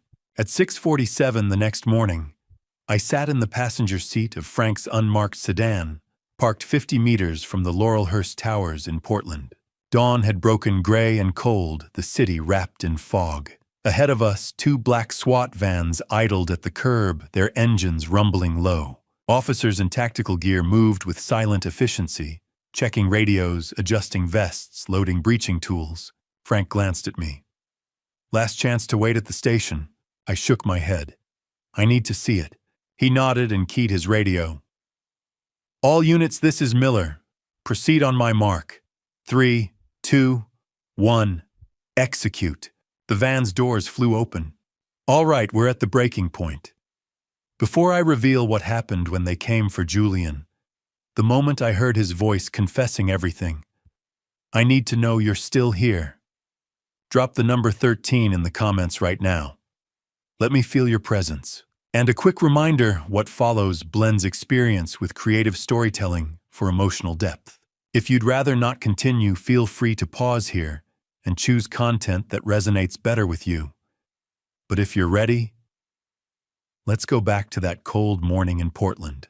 Through the windshield, I watched the SWAT officers move like shadows in the gray morning fog, their boots silent on wet pavement, rifles held low. On the Laurelhurst Towers rose ahead a glass and steel monument to new money, its upper floors still dark. Somewhere on the fourth floor in Unit 407, my son was waking up, unaware that his world was about to collapse. Frank's voice broke the silence. "You shouldn't be here, Archer. I didn't take my eyes off the building." "I know, but you deserve to see this." I knotted my throat too tight to speak. Frank had bent the rules to let me ride along. Protocol said I should be waiting at the station, but he knew I needed to witness this. At 6:49, his radio crackled. "Breacher in position. Ready on your mark, detective." Frank keyed the mic. "All units hold. Confirm exits secured. South exit clear. North exit clear. Parking garage secured." Frank exhaled slowly. "Execute on 3, 1, 2, 3, go." The lead officer swung the battering ram. The door to Unit 407 exploded inward with a crack like thunder, and the team poured through, voices overlapping in sharp commands. "Police search warrant. Hands where we can see them." I couldn't hear Julian's response from 50 meters away, but I didn't need to. Through the doorway, I saw officers spread through the apartment, flashlights cutting the darkness. And then two of them emerged with a figure between them.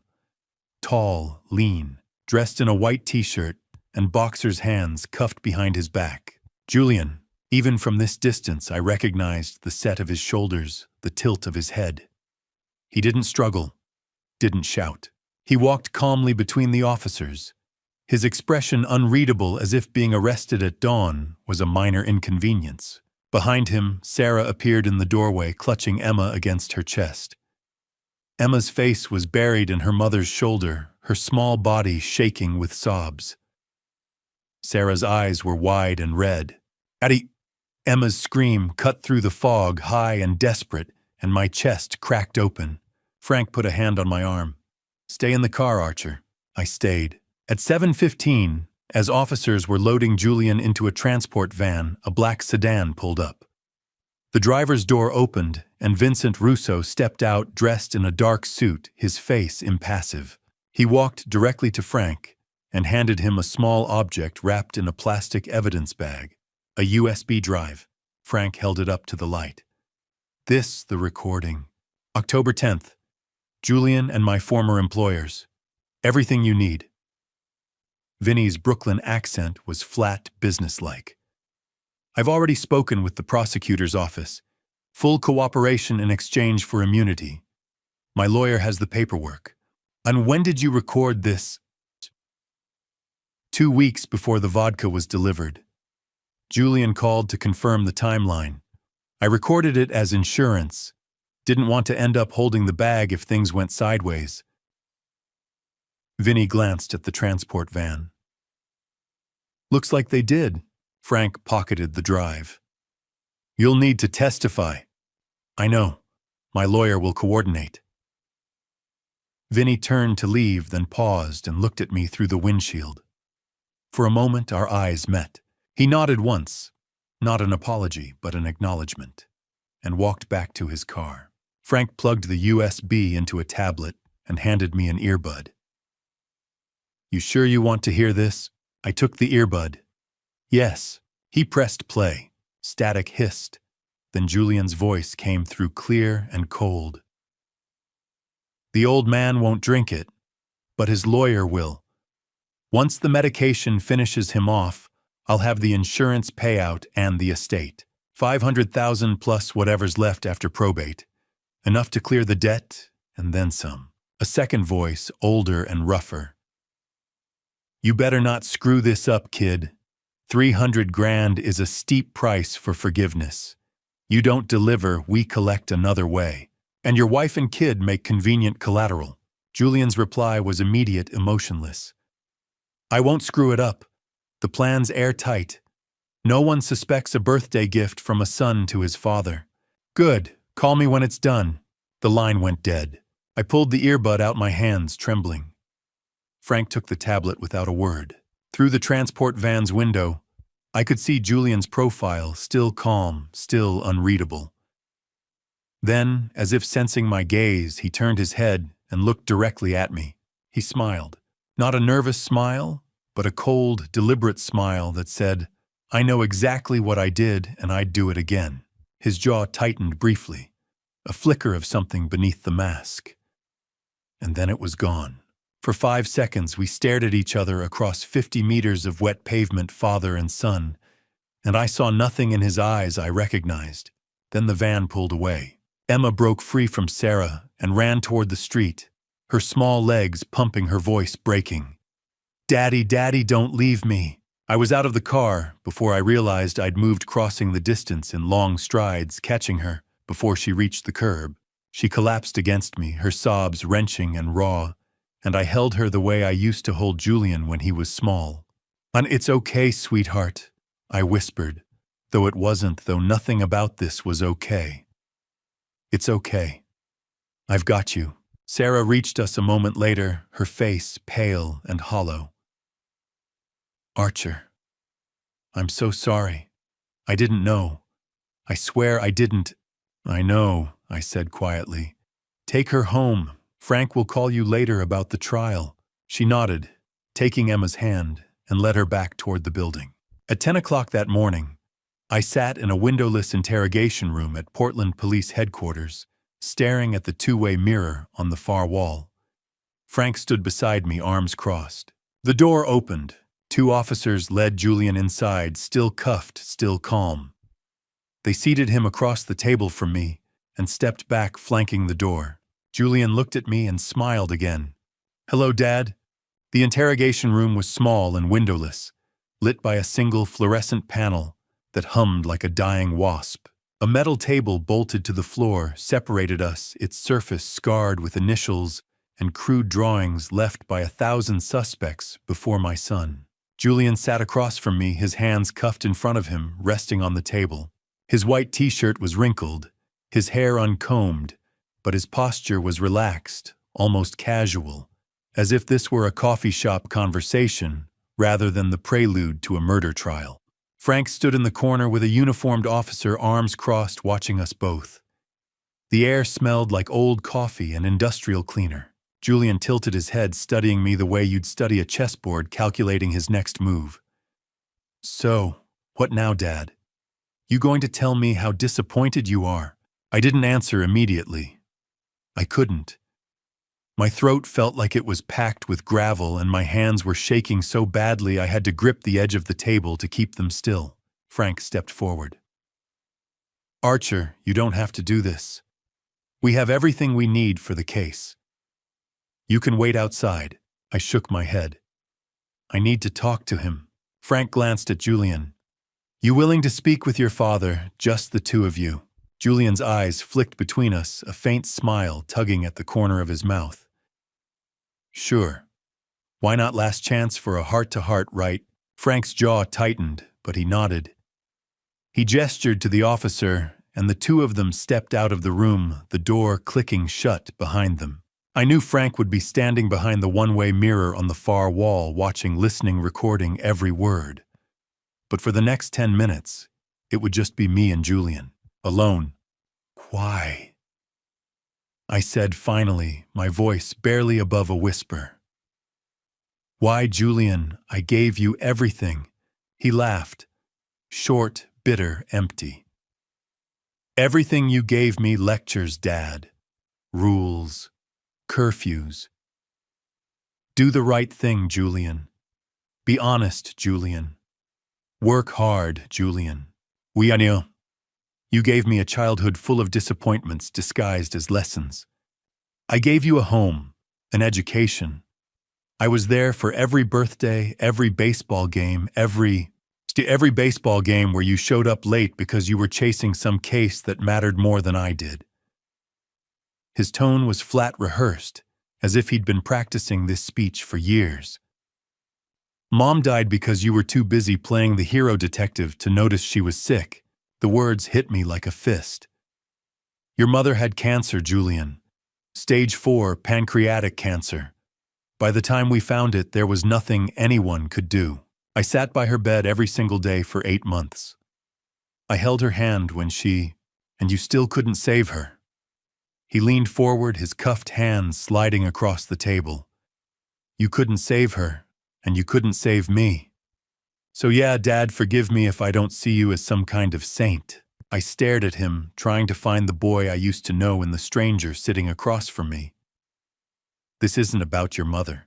This is about you owing $300,000 to a crime family and deciding the easiest way out was to poison your own father. Not poison, insurance. Julian shrugged the gesture so casual it made my stomach turn. The Benedettis were going to finish me. You think I wanted to do this? You were just convenient. The policy was already in place. You're old, you have a heart condition. No one would have questioned it if you'd had another attack and didn't wake up. Convenient. I repeated the word slowly, tasting its ugliness. That's what I am to you, convenient. Yeah, he didn't blink. That's what you are. I closed my eyes, trying to breathe through the pain radiating from my chest. Not angina this time. Just grief. What about Emma? I asked, finally opening my eyes. What about your daughter? She's 10 years old, Julian. She watched you get arrested this morning. She screamed for you. For the first time, Julian's mask slipped. His eyes flicked away from mine just for a second, and he blinked, once quick and involuntary, as if the question had caught him off guard. Then the coldness returned. She'll be fine, he said, his voice too steady, too controlled. Kids are resilient. Sarah will remarry eventually. Emma won't even remember me in a few years. You don't believe that? I have to. He looked down at his cuffed hands, turning them over, as if noticing them for the first time. Because if I don't, then I have to admit I destroyed my daughter's life along with yours, and I'm not ready to do that yet.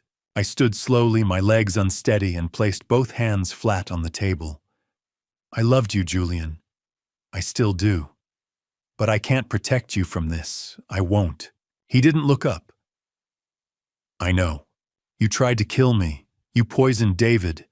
You forged my will, hacked a law firm, swapped my medication. You put your wife and daughter in danger. You don't get to walk away from this. I'm not asking to. His voice was quiet now, drained of the bravado he'd worn like armor. I knew what I was doing, Dad. I knew it would end like this. I thought I'd have more time. I thought the plan was better than it was. I turned toward the door, then stopped. Do you regret it? Silence. Do you regret trying to end my life so you could pay off your debts? Julian lifted his head, and for a moment I saw something raw and unguarded in his eyes. Not remorse exactly, but exhaustion. The exhaustion of a man who'd spent years running from consequences and had finally been caught. No, he said softly. I don't. I needed the money. You were in the way. That's all it was. I nodded, the last fragile thread of hope snapping inside me. Then we're done here. I walked to the door and knocked twice. Frank opened it immediately, his expression unreadable. Take him back to holding, I said without looking at Julian again. We're finished. As I stepped into the hallway, I heard Julian's voice one last time, faint and empty. Goodbye, Dad. I didn't turn around. 6 weeks later, on the morning of December 8th, I stood outside courtroom 3B at the Ridgeview County Courthouse, adjusting the knot of my tie with hands that still shook when I thought too hard about what was coming. The hallway smelled like floor polish and old wood, and the winter light slanting through the tall windows made everything look washed out and gray. Frank appeared beside me holding 2 paper cups of coffee. He handed me one without a word. You ready? He asked. I took a sip, the coffee bitter and scalding. No. Good. That means you're still human. The courtroom doors opened and a bailiff gestured for us to enter. The trial was about to begin. Courtroom 3B smelled like polished wood and old anxiety, the kind of scent that seeps into walls after decades of verdicts. I sat in the third row behind the prosecution table, my hands folded to keep them from shaking.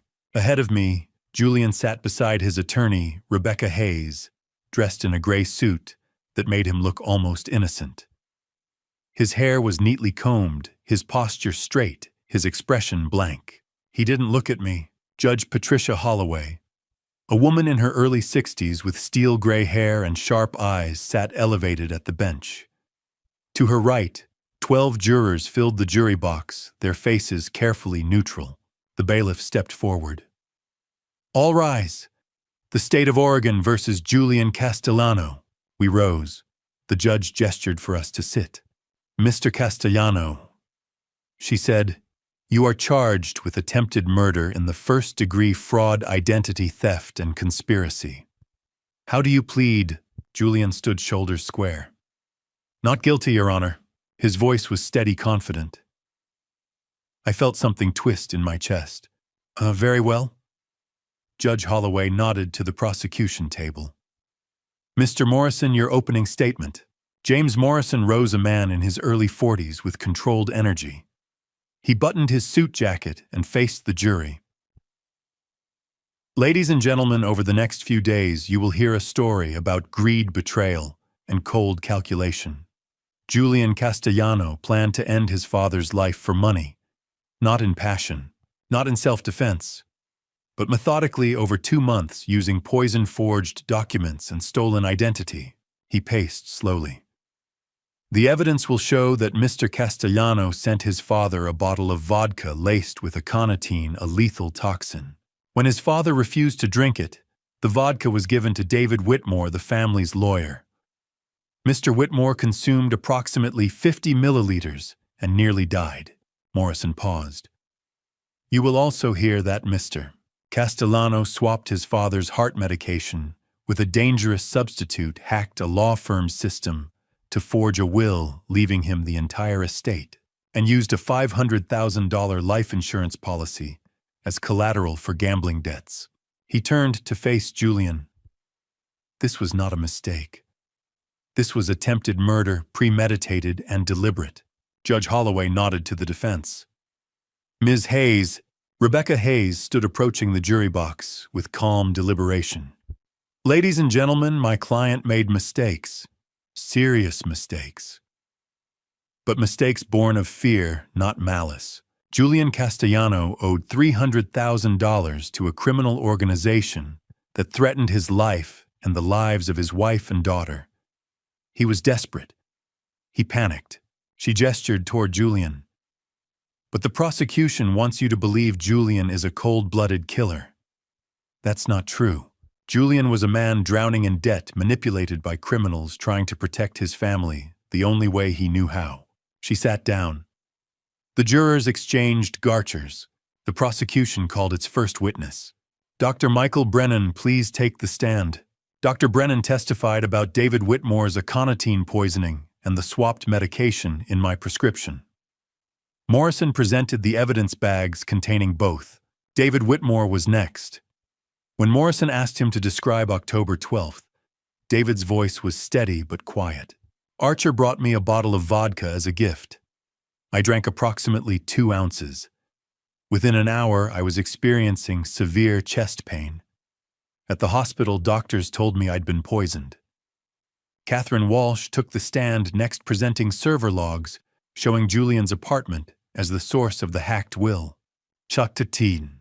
The digital will was uploaded from IP address 198.51.100.42 at 2:34 a.m. on August 15th.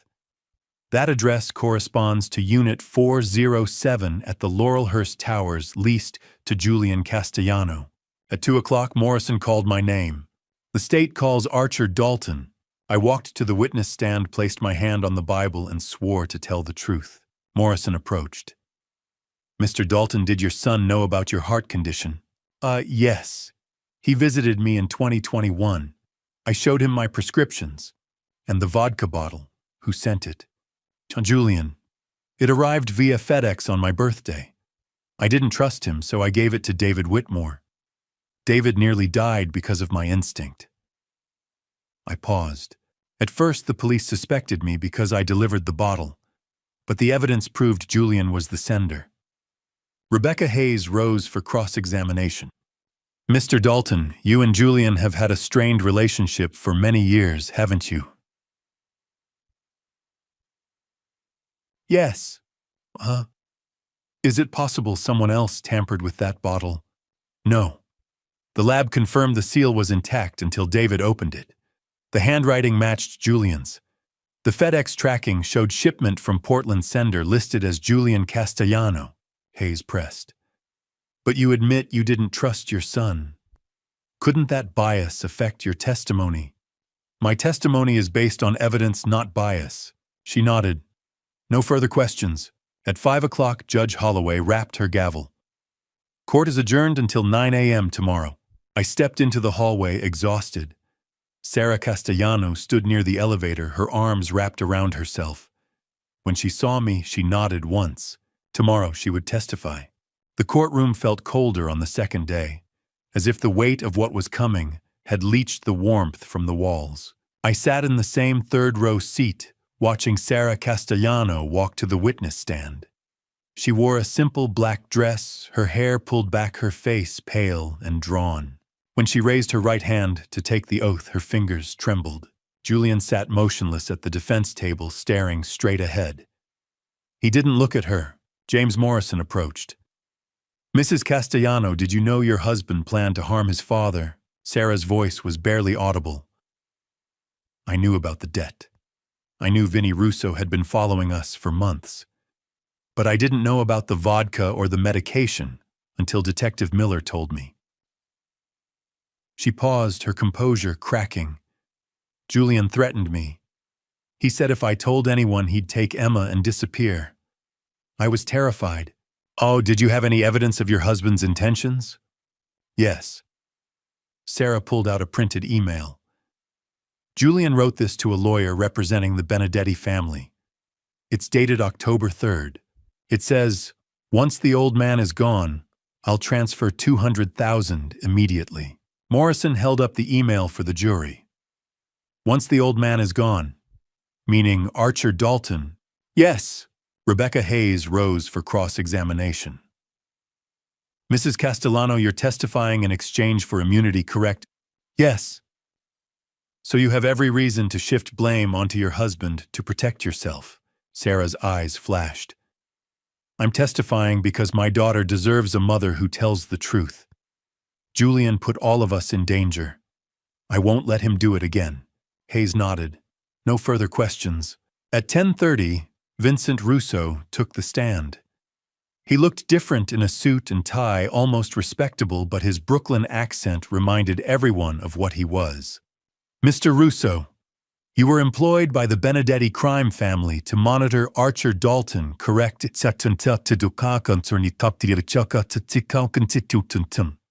Correct. Why? Julian Castellano owed $300,000. He told my employers he'd pay it off with a life insurance policy. $500,000 payable on his father's death. My job was to make sure the old man didn't run before Julian could collect. Did Julian ever express remorse for his plan? Vinnie's expression didn't change. No. He talked about it like it was a business transaction. When I told him I was pulling out because I don't touch cops, he laughed, said his father was too proud to see it coming. Morrison held up the USB drive. You provided a recording of Julian discussing the plan. Why? Not insurance. I knew if things went sideways, I'd need proof I wasn't calling the shots. Hayes declined to cross-examine. At 2 o'clock, Morrison stood for his closing argument. But ladies and gentlemen, Julian Castellano is guilty of attempted murder in the first degree. Not manslaughter, not a crime of passion. Premeditated, calculated attempted murder. He gestured toward the evidence table. He sent poisoned vodka. He swapped life-saving medication. He hacked a law firm to forge a will. And when his father refused to drink the vodka and gave it to David Whitmore instead, Julian didn't stop. He didn't call. He didn't warn anyone. He let Mr. Whitmore nearly die, and he let his own father become the prime suspect. Morrison's voice hardened. That is not the behavior of a desperate man. That is cruelty. The evidence is overwhelming. The verdict must be guilty. Rebecca Hayes rose. Ladies and gentlemen, my client made terrible choices, but those choices were driven by fear, not malice. Julian owed $300,000 to a criminal organization that threatened to harm his wife and daughter. He panicked. She paused. But Julian never directly harmed anyone. David Whitmore drank the vodka of his own free will. Archer Dalton never took the fake medication. No one died. This is not attempted murder. At most, this is reckless endangerment. She sat. The courtroom was silent. Judge Holloway addressed the jury. You will now retire to deliberate. A unanimous verdict is required. The jury filed out. The clock read 4:03. I waited in the hallway with Frank Miller drinking bitter coffee and watching the winter sky darken. Frank didn't try to make conversation. He just stood beside me. At 8:15, the bailiff emerged. Jury's back. We filed into the courtroom. The jury took their seats. Judge Holloway looked at the foreman. Has the jury reached a verdict? We have, Your Honor. On the charge of attempted murder in the first degree, how do you find guilty? The word hung in the air, heavy and final. On the charge of fraud, guilty. On the charge of identity theft, guilty. Not on the charge of conspiracy, guilty. Judge Holloway nodded. The defendant is found guilty on all counts. Sentencing is scheduled for December 30th. The defendant is remanded to custody. Julian stood slowly, his jaw tightening. He turned and looked at me. Not a garcher, but a deliberate 3-second stare, cold and empty. Then he turned away and let the officers lead him out. I didn't move. I couldn't. At 8:45, I stepped out of the courthouse into the cold Oregon night. Snow had begun to fall soft and silent. My breath misted in the air. Frank appeared beside me. You okay? I nodded, though I wasn't sure it was true. It's done. Sentencing's in 3 weeks. Judge'll probably give him 20 to 25. You planning to be there? I shook my head. No, I've heard enough. Frank studied me, then clapped a hand on my shoulder. Go home, Archer. Get some rest. I watched him walk to his car, then headed toward my own. The snow was falling harder now, and for the first time in 2 months, I felt something close to peace. But it wasn't over. Not yet. Snow had been falling since morning, soft and relentless, blanketing the maples and the driveway in a silence that felt almost holy. I stood at the kitchen window, watching it accumulate white on white, erasing the tire tracks and footprints. Kate used to say the first snow made everything new again, that it gave you permission to start over. I didn't know if I believed that, but I wanted to. At 3 o'clock, the doorbell rang. I opened the door and found Emma standing on the porch in a red winter coat, her blonde hair dusted with snowflakes, her cheeks pink from the cold. She held a small backpack and looked up at me with eyes that were too hopeful, too trusting. Hi, Grandpa. I knelt down and pulled her into a hug, breathing in the scent of her shampoo and the cold winter air. For a moment, I couldn't speak. I just held her and tried not to let her feel me shaking. Come inside, sweetheart. It's freezing out here. She sat at the kitchen table, her hands wrapped around a mug of hot chocolate with too many marshmallows. She didn't ask about Julian right away. She talked about school, about her friend Megan's birthday party, about the stray cat on their back porch. I let her talk, grateful for the normalcy. Finally, she set the mug down and looked at me. Grandpa, where's Dad? I'd been preparing for this question for 2 weeks, rehearsing answers that would be honest, but gentle. None felt adequate. Your dad made some mistakes, Emma, big ones. And because of those mistakes, he has to go away for a long time. How long? A very long time. Her brow furrowed. Did he hurt somebody? He tried to.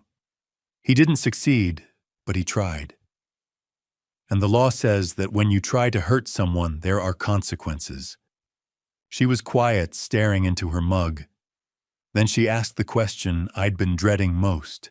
Do you still love him? My eyes burned. I reached across the table and took her small hand in mine. Yes, I still love him. But sometimes love isn't enough to fix what's broken. Sometimes people make choices that hurt the people who care about them most, and no amount of love can undo that. A tear slid down her cheek. I miss him. I know, sweetheart, I do too. We baked cookies that afternoon, using Kate's old recipe card with the faded handwriting. Emma stood on a stool beside me, measuring flour and cracking eggs with intense concentration. We didn't talk much.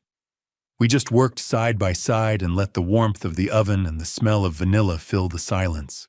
While the first batch cooled, Emma wandered into the living room and found the photo album on the coffee table. She carried it back to the kitchen and climbed onto the stool, flipping through the pages. Is this Dad? I looked over her shoulder. The photograph showed Julian at 8 years old, standing beside a creek with a fishing rod, his grin gap-toothed and wide. I stood beside him, one hand on his shoulder. That's him. We went fishing that day. He caught a trout almost as big as he was. Emma traced the image with one finger. He looks happy. He was. For a long time, he was very happy. What happened? I sat down beside her. He got lost, I think. Life got complicated, and he made choices that took him farther and farther away from the person he used to be. By the time he realized how far he'd gone, he didn't know how to come back. Emma was quiet. Then she said, Do you think he'll ever find his way back? I don't know, sweetheart. I hope so. But hope doesn't always mean things will turn out the way we want. She nodded solemn and small and closed the album. At 8 o'clock, Sarah arrived to pick her up. Emma hugged me tightly at the door, her arms wrapped around my waist. I love you, Grandpa. I love you too, Emma. More than you'll ever know. Sarah met my eyes over Emma's head, her expression tired but grateful. Thank you, Archer, I nodded. Take care of her. I will. I watched them walk to the car through the falling snow, Emma's red coat, bright against the white, and didn't close the door until their taillights disappeared. I sat at the kitchen table with my journal open, the pen heavy in my hand. Outside, the snow continued to fall. Inside, the house felt emptier than it had in weeks. I began to write. December 23rd, 2024, 8:15 p.m. 1 week from today, Julian will be sentenced. Frank called this afternoon.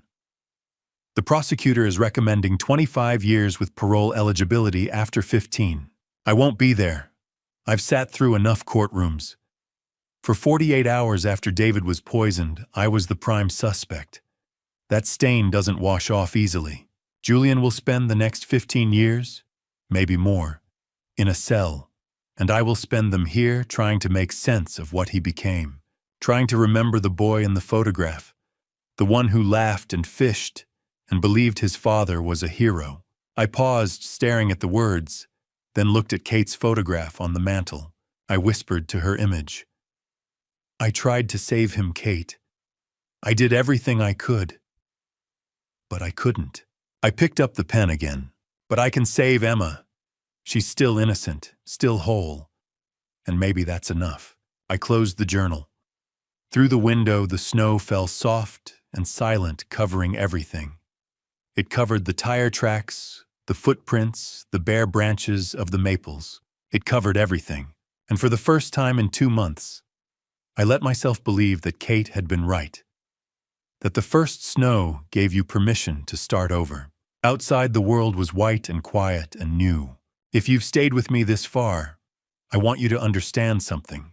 This family story isn't just mine. It belongs to every parent who's watched a child drift beyond reach, every father forced to choose between love and what's right. My family story taught me that blood doesn't guarantee loyalty, and sometimes those we trust most become strangers. I made mistakes. I was too busy being the detective solving everyone else's problems while missing the poison in my own home. God knows I wish I'd seen the signs before Julian chose dad revenge over redemption. His twisted dad revenge, poisoning me for money, letting me become the suspect, cost him everything, his freedom, his daughter, his soul. So here's my advice: don't wait until betrayal forces your hand. Talk to your children. Ask the hard questions. Be present, not perfect. If someone you love is drowning in debt or desperation, don't look away. My son sought dad revenge when what he needed was help. Don't let your family story end like mine. Emma still visits. The snow still falls. And I still believe that some part of the boy I raised is in there, lost, but not gone forever. If this moved you or reminded you of your own struggles, please leave a comment below. Share it with someone who needs to hear it. Subscribe so you won't miss what's next. Your support means everything. Thank you for walking this difficult road with me. Disclaimer: this narrative contains fictionalized elements for reflective purposes. If it doesn't resonate, please explore other content better suited to you.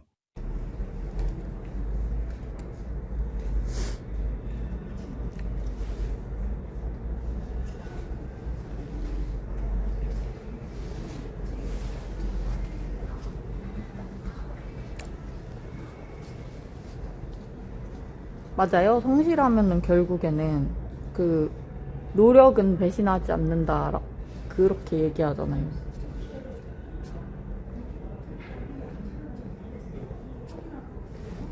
근데 그게 이제 지치면 안 되는데 그렇게 하면서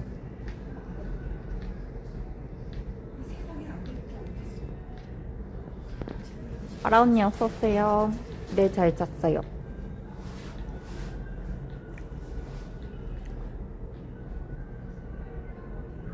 어제 그리고 잠이 안 오는 거예요, 계속.